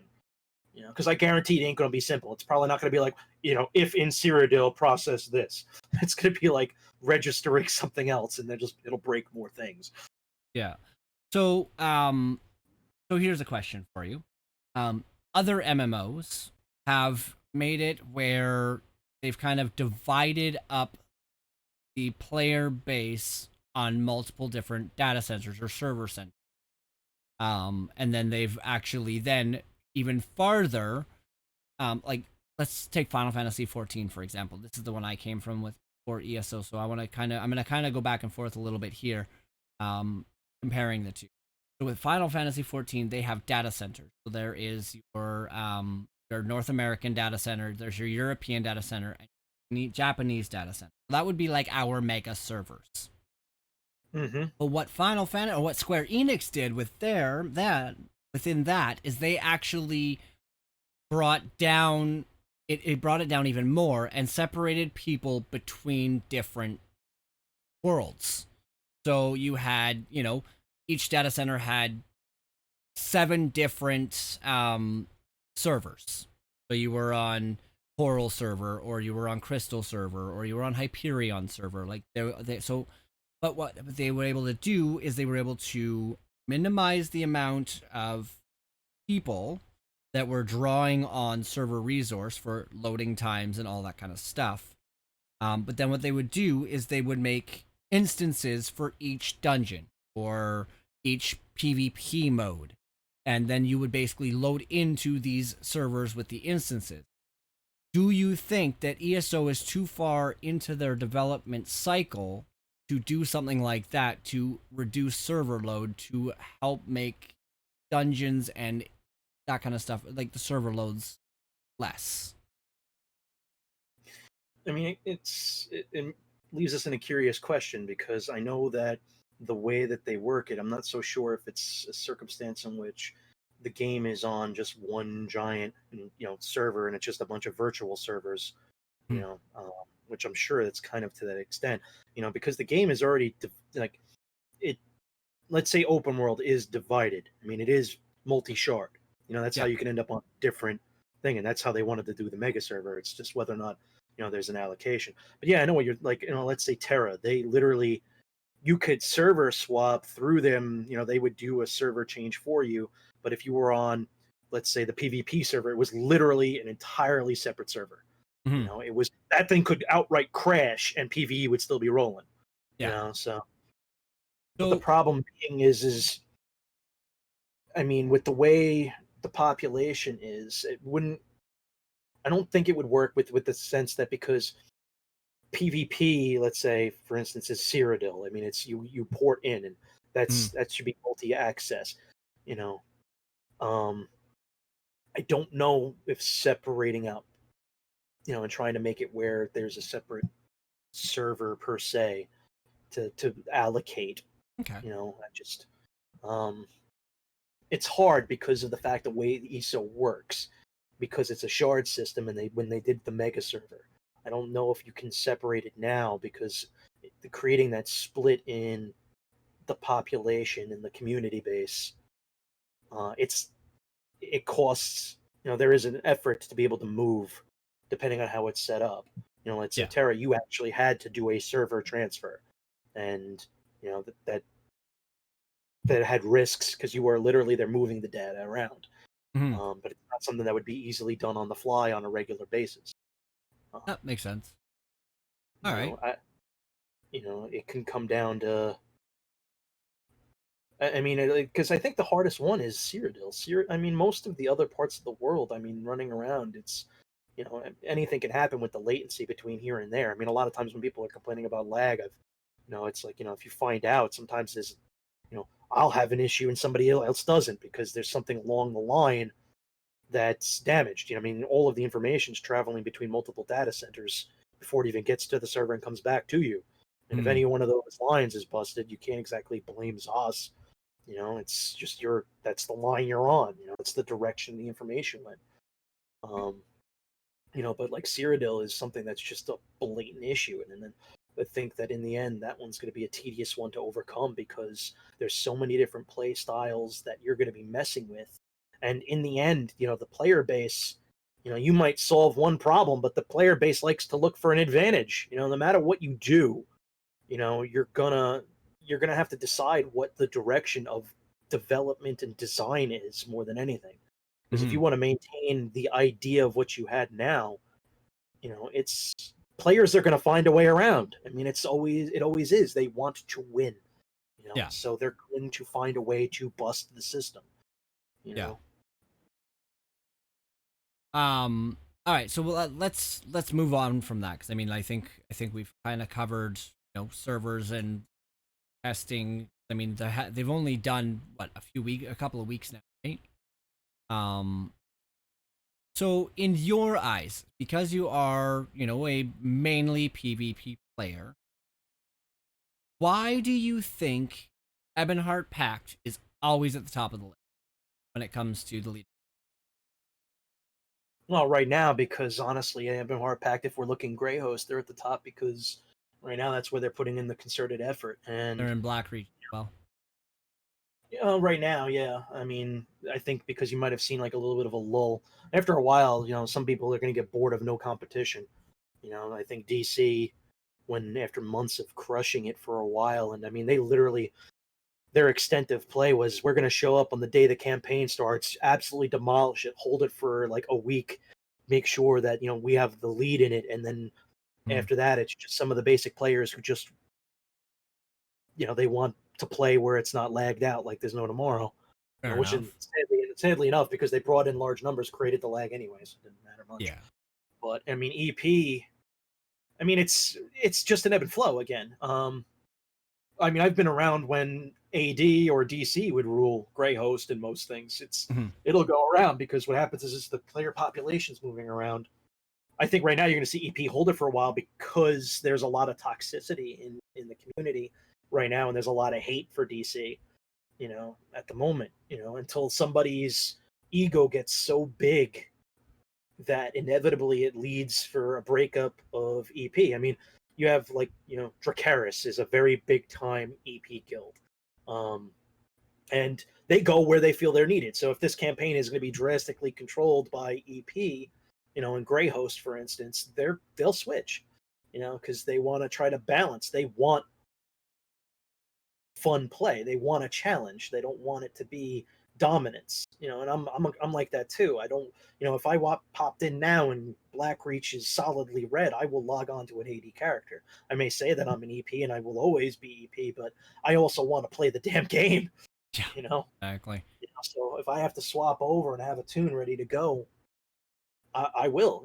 I will fight it. I mean, I feel bad. There was a group of EP one day. I'm logging in, and I think it was me, Theo, and Andy.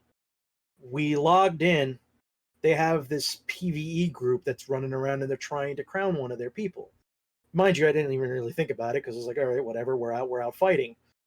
And they see me and they, whispering me, they're like, aren't you, EP? What are you playing for the other team? And I'm like, you know, yeah, I mean, I go where the competition and where the play is. If we're Mhm. dominating, it's no fun for me. I don't want to run over, I'm not going to PV door. I want to fight. Yep. They're like, oh, we're trying to crown or whatever. I'm like, oh, don't worry about it. I'm like, it's just me and the other two here. It's not like we're going to stop you. Yeah, I was wrong. exactly. I was so wrong. I did not know what was going to happen there. I was so wrong. Because the next thing you know, we're poking them. They're pushing up against a couple DC.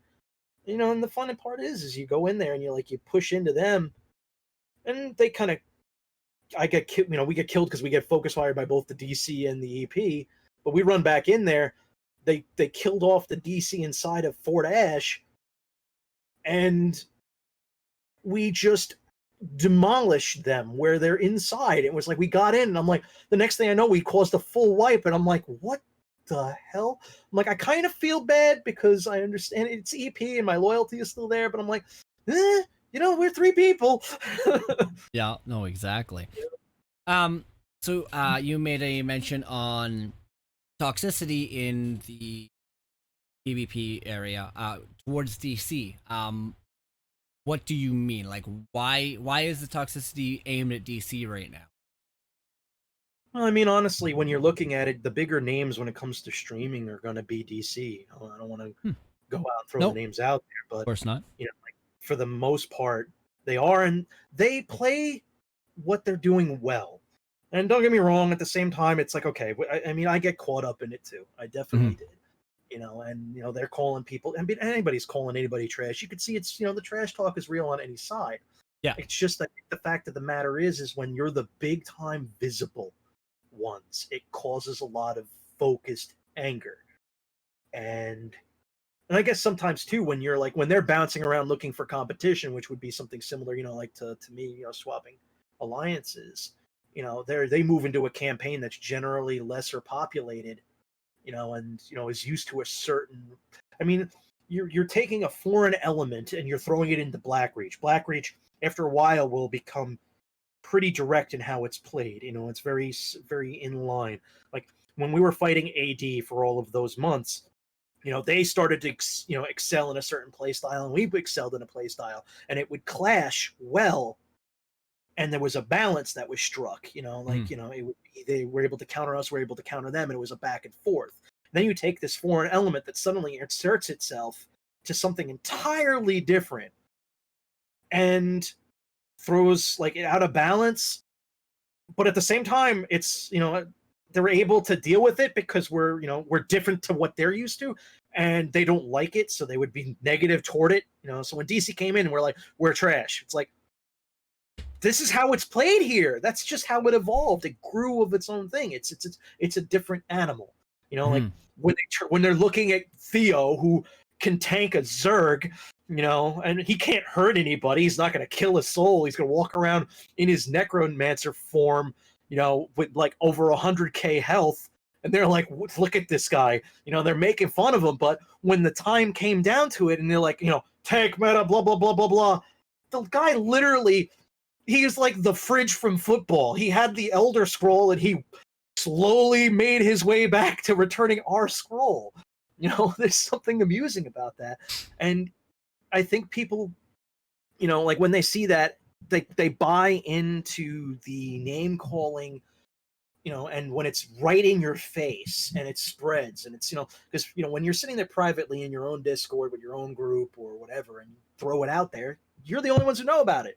When it's out there and you got tons of viewers and you're out there trashing it, you're going to gain a lot of hate, and you're going to get it directed toward that person and that faction, because they're just going to see, kind of like, with us, it's you see red, you see blue, you're going for it. Yeah. Right. So it creates that toxicity. And I mean, don't get me wrong, there's plenty of toxicity on even, EP, and you'll see it bounce back and forth among your own people. And that's any faction, unfortunately. But DC is just, it gets the major hate of it, mainly because of the very vocal and the very much in the open personalities. When they're public, it just creates a target for them. It's a shame. I mean, I've literally, I've participated in dungeons with one of them, and in the end, nice guy, was very helpful. We had a good time. I mean, I can't. I mean, at the same time, it's like, yo, man, and like, really, do you gotta talk like that? It's kind of, there is a point where it gets kind of grating, especially when you start to invest your time into PvP and you're like, you just get yourself into that mindset. It makes it rough. Yeah, exactly. I mean, at the end of the day, when you throw 100 people from all over the world into an online game, I mean, there's always going to be toxicity. I mean, bullying is a thing that we deal with even in our real lives. So, I mean, I see what you're saying. It's translating to the game. Mm-hmm. Okay. Yeah, I mean, that's the thing, though. Like, and I think that, that comes down to, you got to sit there and, I mean, you could try to tell yourself, I'm not going to, get worked up about it. But, sometimes you're just having a day and you just get caught in a bad situation and you'll get angry, or you catch somebody else who's in a bad situation. But, the other thing is at the same time, I've seen I mean, there are people who are, DC, who are the blue side, or, AD. And, I mean, they'll start with the fact that they'll be like, they'll seem toxic, but I mean, there'll be example. I mean, what was it? AD, Floral Print, man. I'll mention his name because I think it's worth it. I've literally sat there and had a conversation with Floral, and as much as early on, because of the competition, it was always AD EP, because DC didn't exist on Blackreach. We were always in constant competition, and he would talk some smack, and there are people that, I mean, I don't care to message anybody unless they message me, so he messaged me once, and I was like, what, we're going for him for a little while, but after a while, I had a conversation with him, and in the end, I mean, I laughed, because in the end, I think the reason why I even was like, I would entertain the idea of a conversation is when I was on my AD, I'm running around, he groups me, like, what? Like, where'd that come from? Okay, I mean, at the same time, they may hate you or they might be angry at the time, but it doesn't mean they don't respect your play or they don't acknowledge who you are and your capabilities. Yeah. And I mean, I think we've also had that same kind of thing happen when we were all grouped up, like back in the very beginning of my PvP days. I think we were down in the sewers and we had, come across this. I believe it was a DC character, and we tromped him down and he died. And next thing we know, Zahir is getting he's getting a message from this guy like, hey, I'll, pay any one of you guys like 1,000,000 gold to take me on one-on-one. And I mean, like, Mechanical okay. engine. Sorry? Mechanical engine. Yeah, pretty much. And it was just like, so yeah, it's, yeah, I don't know. Yeah, that's the problem. Egos, that's everything. And I mean, it's a lot easier for ego to get involved in anything. I mean, whether it be PvP or PvE, egos, online games allow for people's egos to really just kind of like boil over, and they get butthurt about it, and they take it very personal, and they really shouldn't. I mean, the idea is you're still playing a game. I understand you're investing the time and the effort into the game, and you're working hard, but be a realist. If you're one guy and you jump into a horde of people, unless they're really just a bunch of like low-level PvEers who really like freak out, you're gonna get raffle stomped. Unless you're one of those like high mobility builds who runs away. Yeah, exactly. That makes sense. Okay, so let's move on to a couple other things here.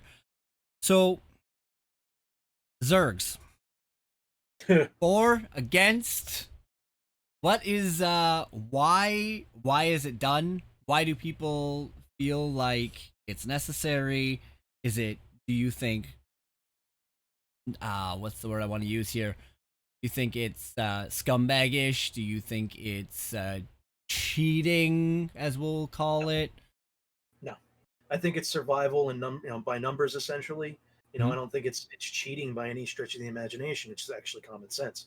It's you're out there. If you're, and it creates the ability for players who don't have either the skill, which is true. I mean, you're going to have players who don't. I mean, Like me. You're going to have players who don't invest the time. They're just out there to kind of have a little bit of fun, but they're not big time PvPers.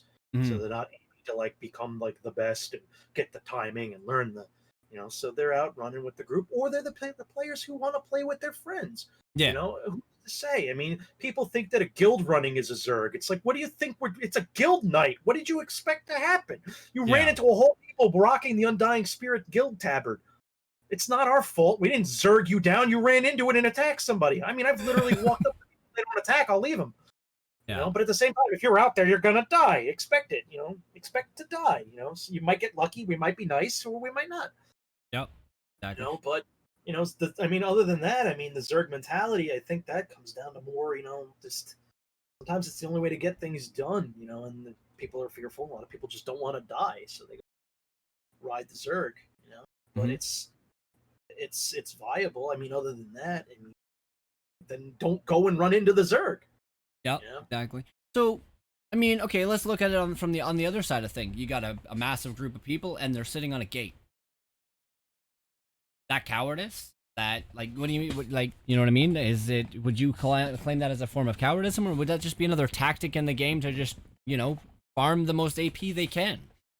Well, what kind of gate are we talking about? Because I mean, there's a lot that changes that circumstance. If it's it's a ton of people sitting on if it's EP sitting on their gates back at like the scroll temples, trying to either get out or defend the scroll.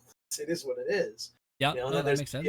Camping the other side, which is wrong. But if you're talking like on a keep or something, I mean, what gate are we talking? Are we talking like the mile gates between like Chalman and Bleakers? Well, Let's go on a keep. Okay. I mean, if there's a lot of players there, it's a sound strategy. I mean, what was it? I mean, here's an example. I mean, you're familiar with the Lore Seekers. Yep. I've seen their guild. I mean, they played it very well. They, I mean, our guild, in smaller number in close combat, we can fight them and take them. However, when it comes down to it, they put up some really great defense. I mean, I remember fighting them at Chalman at one point, and they threw all the siege up on the wall. They had everything firing down, and they're putting up a hell of a shot. I mean, Mm. they're like, it was a grind, and honestly, it creates some of the best play because when you have to grind out, a keep, fighting for something, it's very rewarding on all sides. I think a good battle is what most people want. I think it's the most rewarding, but that's just me. I mean, some people just want the points, but fighting them and they're up there. They know they can't come down and fight us directly, so they need to take every advantage they can get. The high ground is important, and it's sound strategy. I mean, that comes down to even how you approach taking a keep. Alessia, for instance, if you're EP and you keep front dooring it unsuccessfully, you need to reassess what you're doing. Mm. It's just Just a I don't moment want. here. Sorry, I don't mean to cut you off, but we've got a new follow in the chat there. So Melivar69, I really, really appreciate the support. We're recording the podcast today, so it's a little bit harder to get to chat right away because I don't really want to break up the conversation too much. But yeah, thank you very much. Sorry, go ahead. It's all good. I don't view that as being cowardice. I think that playing out to what you feel is your strength. Yeah. I've had players. I remember running with bands, and people think that if you're putting down siege, you're firing siege, from somebody in your party's firing siege on a group when you're engaging. That's like cheese. No, it's a sound strategy. It's not stupid. It's actually really good. And I remember a girl by the name Zepfino. She used to run around, and her whole role with the group was to pick up and drop siege. She would have cold fire ballista on her in large numbers. She'd run sets that would proc off of it, and that's all she would use. She'd help with defense. She'd be on bleakers right up on the D ring and firing down on the horde. Just she'd be dedicated to siege. Hmm. It's viable if it works and you succeed. It's not any less competitive, and you know Oh, makes sense. like again, if you're running into the horde, because they're running around farming you for AP, that is your fault. And a lot of players get caught in that. If you literally sit there and do that, split your group, because that large horde can only really be in one place. Split it, split EP, split your group, and get out there and start attacking multiple targets. Yeah, no, makes sense. Sense. Distractions and deception. It's very important. Yeah. So I know that we've talked about a couple of different the keep names. What would you say are, I don't know, the top 3 most challenged keeps? Alessia, without a doubt, Yep. Yep. because it's just its proximity, and I think that's just how it's set up. With Mhm. I think that mainly because EP has a foolish mind a lot of times to take it.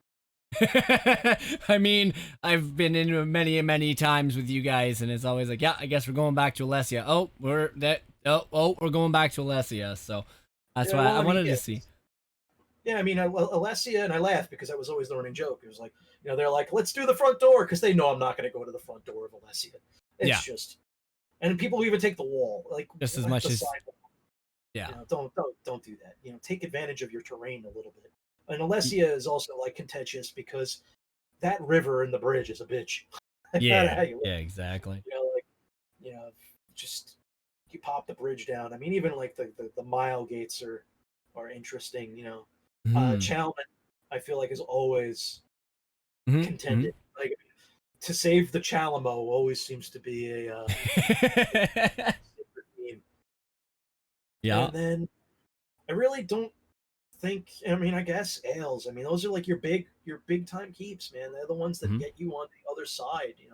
Ales, well, Chalman and Alessia. If you wanted to look at it like, for the most part, Yeah. in the advancing, from any perspective, I think the ones that are like, uh, I think a challenging point for the psyche or fuck is like Sejanus and Alessia for EP. It just they can't get out of that area. Like they love the anus, man.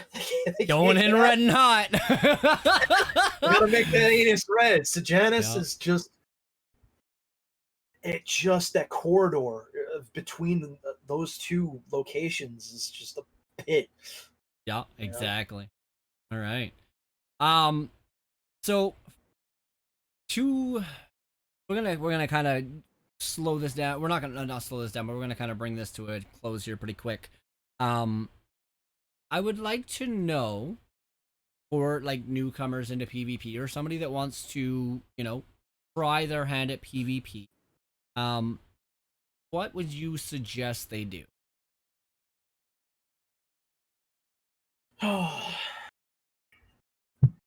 First, I would honestly make sure that you have the mindset that you know you're gonna die. Mhm. I think the hardest thing for most players is to get over that. I hate to say it, but it's kind of like a semi-god complex. People Mhm. have, or like that. I go into PVE, and I'm a badass. But you go into PvP and the game changes like that. It is a flip. Mhm. You are going to die, and you're going to experience things that you don't experience inside of in PVE. You're gonna get ganked. You're gonna get mowed over by a group. You're gonna, Mhm. like it's just gonna happen. You're gonna have people that know how to bait you because you're gonna want to run out there. So understand. I get my point is understand the learning curve is steep. Yes. However, it is very rewarding if you start to get it. The next thing, find a newbie group. Jump Mhm. in. Find that's where the Zerg I think is good. Find the Zerg, like wranglers or like the pug wranglers who run around and join the group, and then just observe and get used to the map. Mhm. From there, you can start to advance your knowledge. Like the best way to siege, what weapons to use, and ask. Don't just assume, because a lot of people assume that fire ballista will do better on doors. It does not. Use a regular ballista. Sometimes common sense is not so accurate in this regard. Mhm. But PvP, if you can get over the I don't want to die, and I don't like to die, it can be rewarding. You have to just get past that. And I think that if you can find a group that's fun to play with, you'll have a much better time. Solo PvP, unless you really can ride it or you can hold your own, and I mean you can learn it, but that's a major uphill thing to do. Yeah. um, but you're gonna have more fun in a group environment. But like in a loose learner esque, search for a guild if you want to get into PvP. Find a guild that's kind of casual PvP that goes out. I mean, let's say Undying Spirit or Golden Light, or some of the other EP guilds that'll take in some newbies that'll teach you. They'll they just give you show you the ropes. And if they're social, if they can have a good time, it's all about still having a good time. Once you can get past the I don't want to die, and if you can have a laugh, if you can sit there and enjoy conversation, all of it becomes a much more pleasant experience and far more rewarding. Yeah. Exactly. I mean, and I can attest to that. Like when I first started the PvP thing, like I've always been attested to hating it. Like I've never been a fan of going in and getting my quote unquote neck slit, because that's pretty much what happened up, multiple times.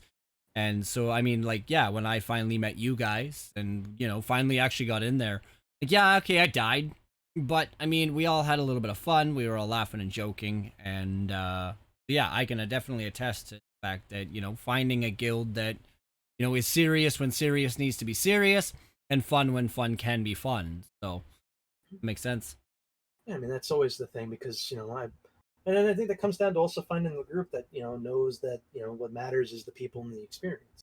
Hmm. And then just having a good time. That's I mean it's hard. Like raid leading it wears me down and stuff like that. But I still want, because I wanted to maintain the idea. Like when people start tasting success, they also want more success, and that even applied to us. I mean, we wanted to succeed, and we wanted to get our strategy or our style to work. And a lot of times you're going to run into those that it wasn't, and you have that frustrating night or whatever. And sometimes people just want to play a certain way. But I mean, it does take a certain amount of masochism to want to go out there, especially if you're a loner. I mean, Hmm. you will learn a lot if you do it. Like if you want to learn by the numbers, if you want to learn the hard way, you go out there solo, but you keep going out. I mean, there's a reason why I hate Nightblades, because I'd be out on my Sork alone, and I learned to fight them, and I started to pack the gear or pack the potions necessary to go hunting. That That was, happened to me last night, actually. if you want to take away some of the advantage of a Nightblade and make his day, like some of the better players will be able to deal with you, but Mhm. some players are just learning that style and they get like a little cocky. You throw that detect pot on, and it changes the game. Yeah. It's like it's on, fool. Like get Well, back here. so last night, not yeah, well yesterday afternoon, I guess. We were helping one of my guild members. He was trying to get a couple of the assault and support skills unlocked. So we all, there was probably like 7 or 8 of us. We went and just, Cyrodiil on EP and started doing it all. And the next thing, I know I'm in a 1v1 with this guy, and I finally get him down, and then at the same time he dies, I think I died from like a dot. So whatever, it happens. I got the res from my teammate, and immediately, I'm not even kidding you, a Nightblade comes out from hiding as soon as I took the res, killed me, went back into hiding, and ran off. Like, he was sitting there watching. He had to have been sitting there watching the entire fight and was just looking for the easy kill. Yep. So, like, it was funny too because they're like, we were on voice chat and the one person was like, didn't I get you? Did you not get the res? I'm like, oh, I got the res all right. Like, that was it. I got the res and I died. They're like, I'm like, I saw a flash. That was it. I got back up and became another AP tick. Yep, pretty much. Speaking of AP, for some more of the non-new players, what is a good way to farm AP outside of going in on mid-year mayhem? Ride the horde. Ride If the you're horde. looking, if you're just aiming to get the 25k, for your tier 1, so you can get the the 50 transmute crystals. It's really easy to bang that out. I mean, you go in with the horde, you take a couple resources and a keep, and you're good. Yeah. That's a lot of points.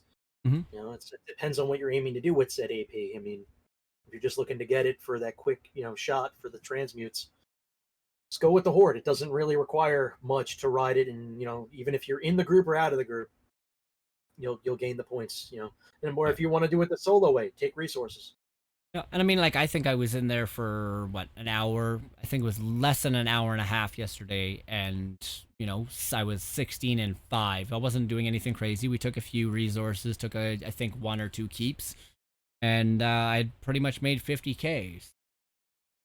Yeah. I mean, if you wanted to expedite the process a little bit and want a little extra, go inside of one of the delves, kill one of the little delve bosses, you get a bonus. Mm-hmm. For the Yeah. next hour, you actually get an AP bonus. I think it's like 30% or something. Yeah. So yeah. Oh, that totally makes sense. So do your delves, guys. If you're in Cyrodil, go and do a delve. Gives you a bonus. Yeah, you get in, get out faster if you really don't want to be there. Yeah. There is one dark anchor in Cyrodil, correct? You're talking about no, there's the dolmen. actually the dolmens. There's a few. Oh, is there actually? There I is a guess there'd few. be probably one in each faction, wouldn't there? Right. Well, there's one that I know of that's up by Bruma. There's Yep. another one that's like southeast of Sejanus. There's one that is west of Nickel. Okay. There might be a couple more. All right. No, that's fair. Like, and do they give you anything worth noting? Cold Fire, Ballista, and stuff like that. Cold Fire Ballista, Cold Fire Trebs, and they sell for decent, because they're very powerful in PvP. So if you wanted to go in there, maybe not so much for the sets, you can get some Cold Fire and just sell it off. All if right. if people are looking for the Dolmen achievements, for the Dolmen bosses and stuff like that. Yeah, that makes sense. All right, so we're gonna round this. Oh, go ahead. Sorry. Or if you're out there fishing. All right, we're gonna round this off with the most controversial thing when it comes to Cyrodiil. Why the fuck isn't it a jungle? Well, We had this conversation, but I wanted to put this one on the podcast. It had to be on here. Well, I mean, it was definitely Talos, man. The high elves might be angry. The Elmiri Dominion may not acknowledge his godhood, but when he achieved Kim and he got his his power, he he switched up. He went back there, retroactively swapped up Cyrodil from Oh. jungle to grassy heartland. There you guys go. So that's gonna, yeah, that'll conclude the talk about Cyrodil today. Got a couple more things that we want to go over, and then we're going to send you guys off. Yeah, so I'm gonna go over this first gear set, and then Winters, I'm gonna let you go over the other one. I'm gonna go. I'll let you do the crafty Elfique because I know that you have a lot of nice things to say about it. So in the gear set segment, guys, all we're doing is bringing you a couple of gear sets, as per I have always done before at the end of my dungeon mechanics days. In this case, we're just gonna do a couple of random ones. So I chose a dungeon set and an overland set this week. Zen's Redress from Lair of Marsalok, and then Crafty Elfique from the overland set from northern and southern elsewhere. So basically, again, all we do here is we kind of go over the items, and I mean, Zen's Redress, we had a little bit of a conversation, so I want to make sure that you guys are kind of very well aware of how it kind of works. And then I'll shoot it over to Winters to talk about the Crafty Elfique set. So with Zen's Redress, it's a 5-set piece. There's 5-set bonus, or 5-piece set, the words. Where at 2 items, you get... hard, man. Words are hard, especially when you're going on. I can only imagine if I was doing this solo like I have been, and it's been this long. I'd be, like, dying. Alright. We broke the 2-hour mark now. Yeah. So Zen's Redress. I told you it was going to be about a 2-hour cast. So 2 items adds 129 Magicka Recovery. 3 items adds 129 spell damage. 4 items adds 1096 maximum Magicka, and 5 items, the one I want to kind of, make sure that you guys are all well aware of and how it works, is when you apply a light attack, it will apply Touch of Zen on enemies for a duration of 20 seconds. So enemies that have been touched by, or have been hit by the Touch of Zen, take an additional 1% damage for each damage over a time effect you've placed on them, up to a maximum of 5%. The benefit is only received from 1 Touch of Zen per enemy.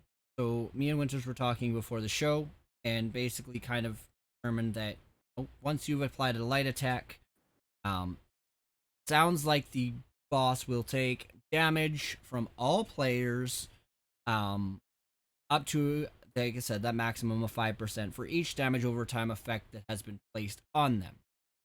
So that is, I mean, a half decent set. Gives you some decent, recovery and spell damage. 1100 maximum Magicka pool is not anything to laugh about. And I mean, that 5th item set or bonus is decent for support.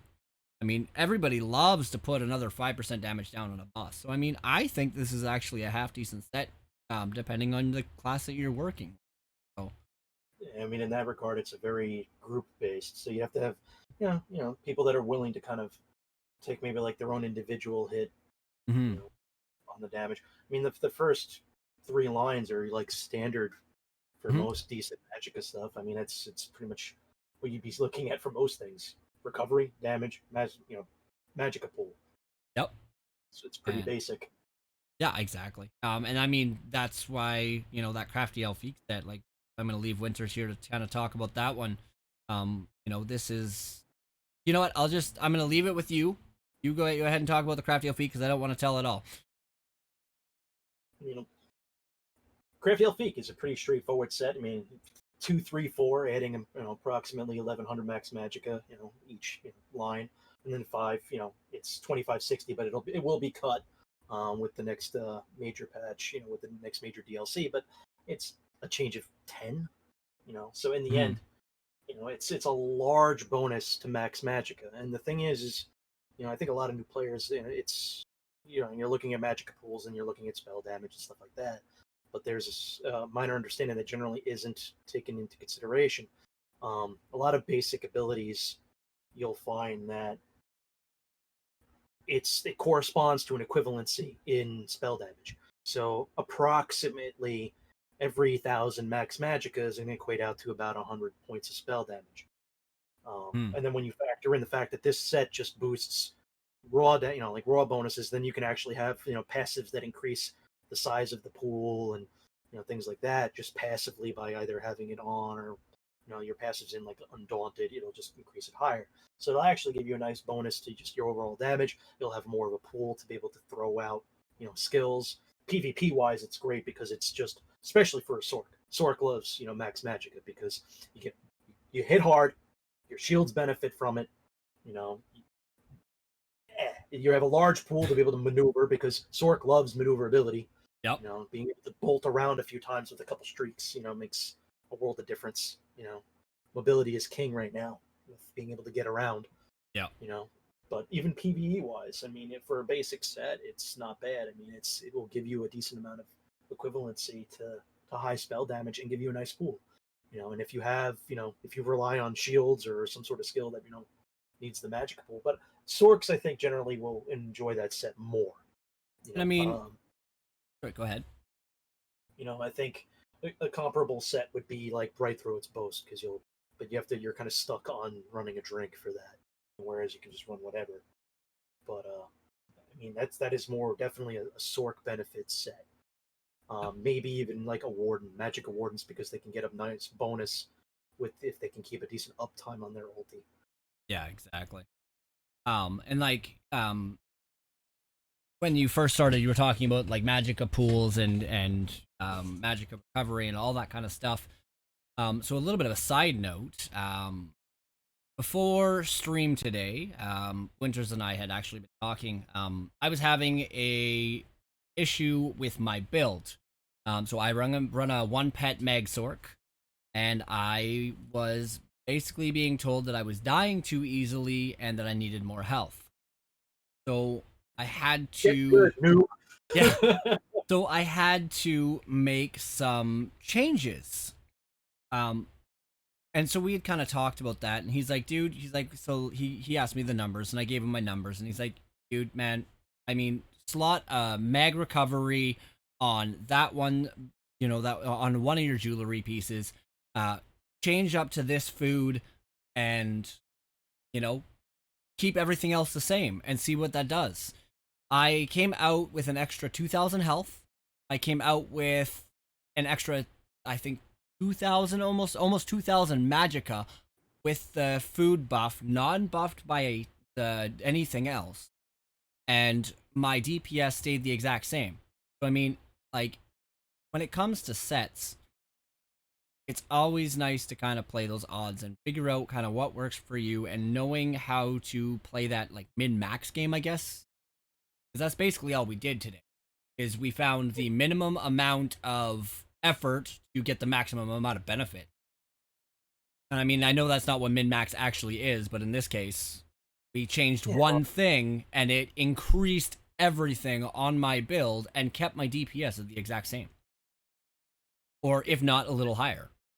I mean, a lot of times what it comes down to is I think that what's lost is because everybody gets kind of wrapped up in, meta builds and stuff like that is, you can try to mirror somebody or mimic another build from somebody else, and then you're sitting there wondering why is it different or anything like that.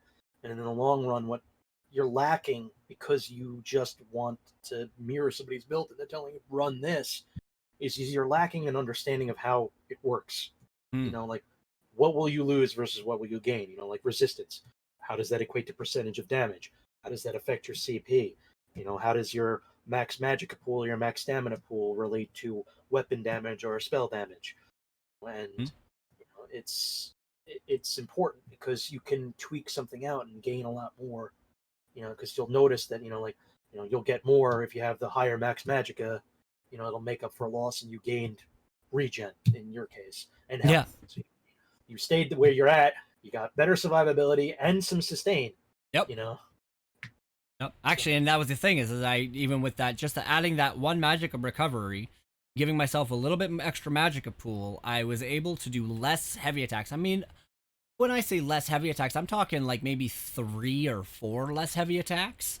But I mean, at the end of the day, I can, that's perfectly fine. I'm still better on my sustain than I was, but Mm. now I have more health as well. So, I mean, guys, when it comes to these sets, that's why I like to kind of cover them, is so that you guys can kind of have a basis of how things work, what they do, and I mean, going forward, if Winters has been playing this game like he said since closed beta, so he kind of knows a little bit of the ins and outs. So I've been picking his brain quite a bit, and I think moving forward in the future when we do these gear sets, we're gonna kind of tailor it towards more of those end game builds.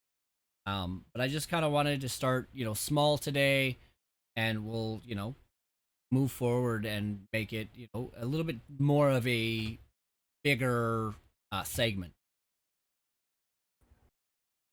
Anything? Any last thoughts you want to put in on this, Winters, before we close up the show? No, I'm pretty good in that regard. All right. Okay, guys. So, as I said earlier, we have now officially been added to the iTunes podcast servers. And so, what I would like you guys to do is, if you guys do listen to the show on iTunes and you guys feel like leaving a review, I would love it if you shoot us a review over on iTunes. And for every 5-star review we do receive on the show, I will give you guys all a shout out on the show for love, and I will read you guys' review as well. Another I know. First time I've had to do this. It will get better, I promise. Secondly, if you guys want to send us an email or voicemail message, well, and we can definitely share those on the show.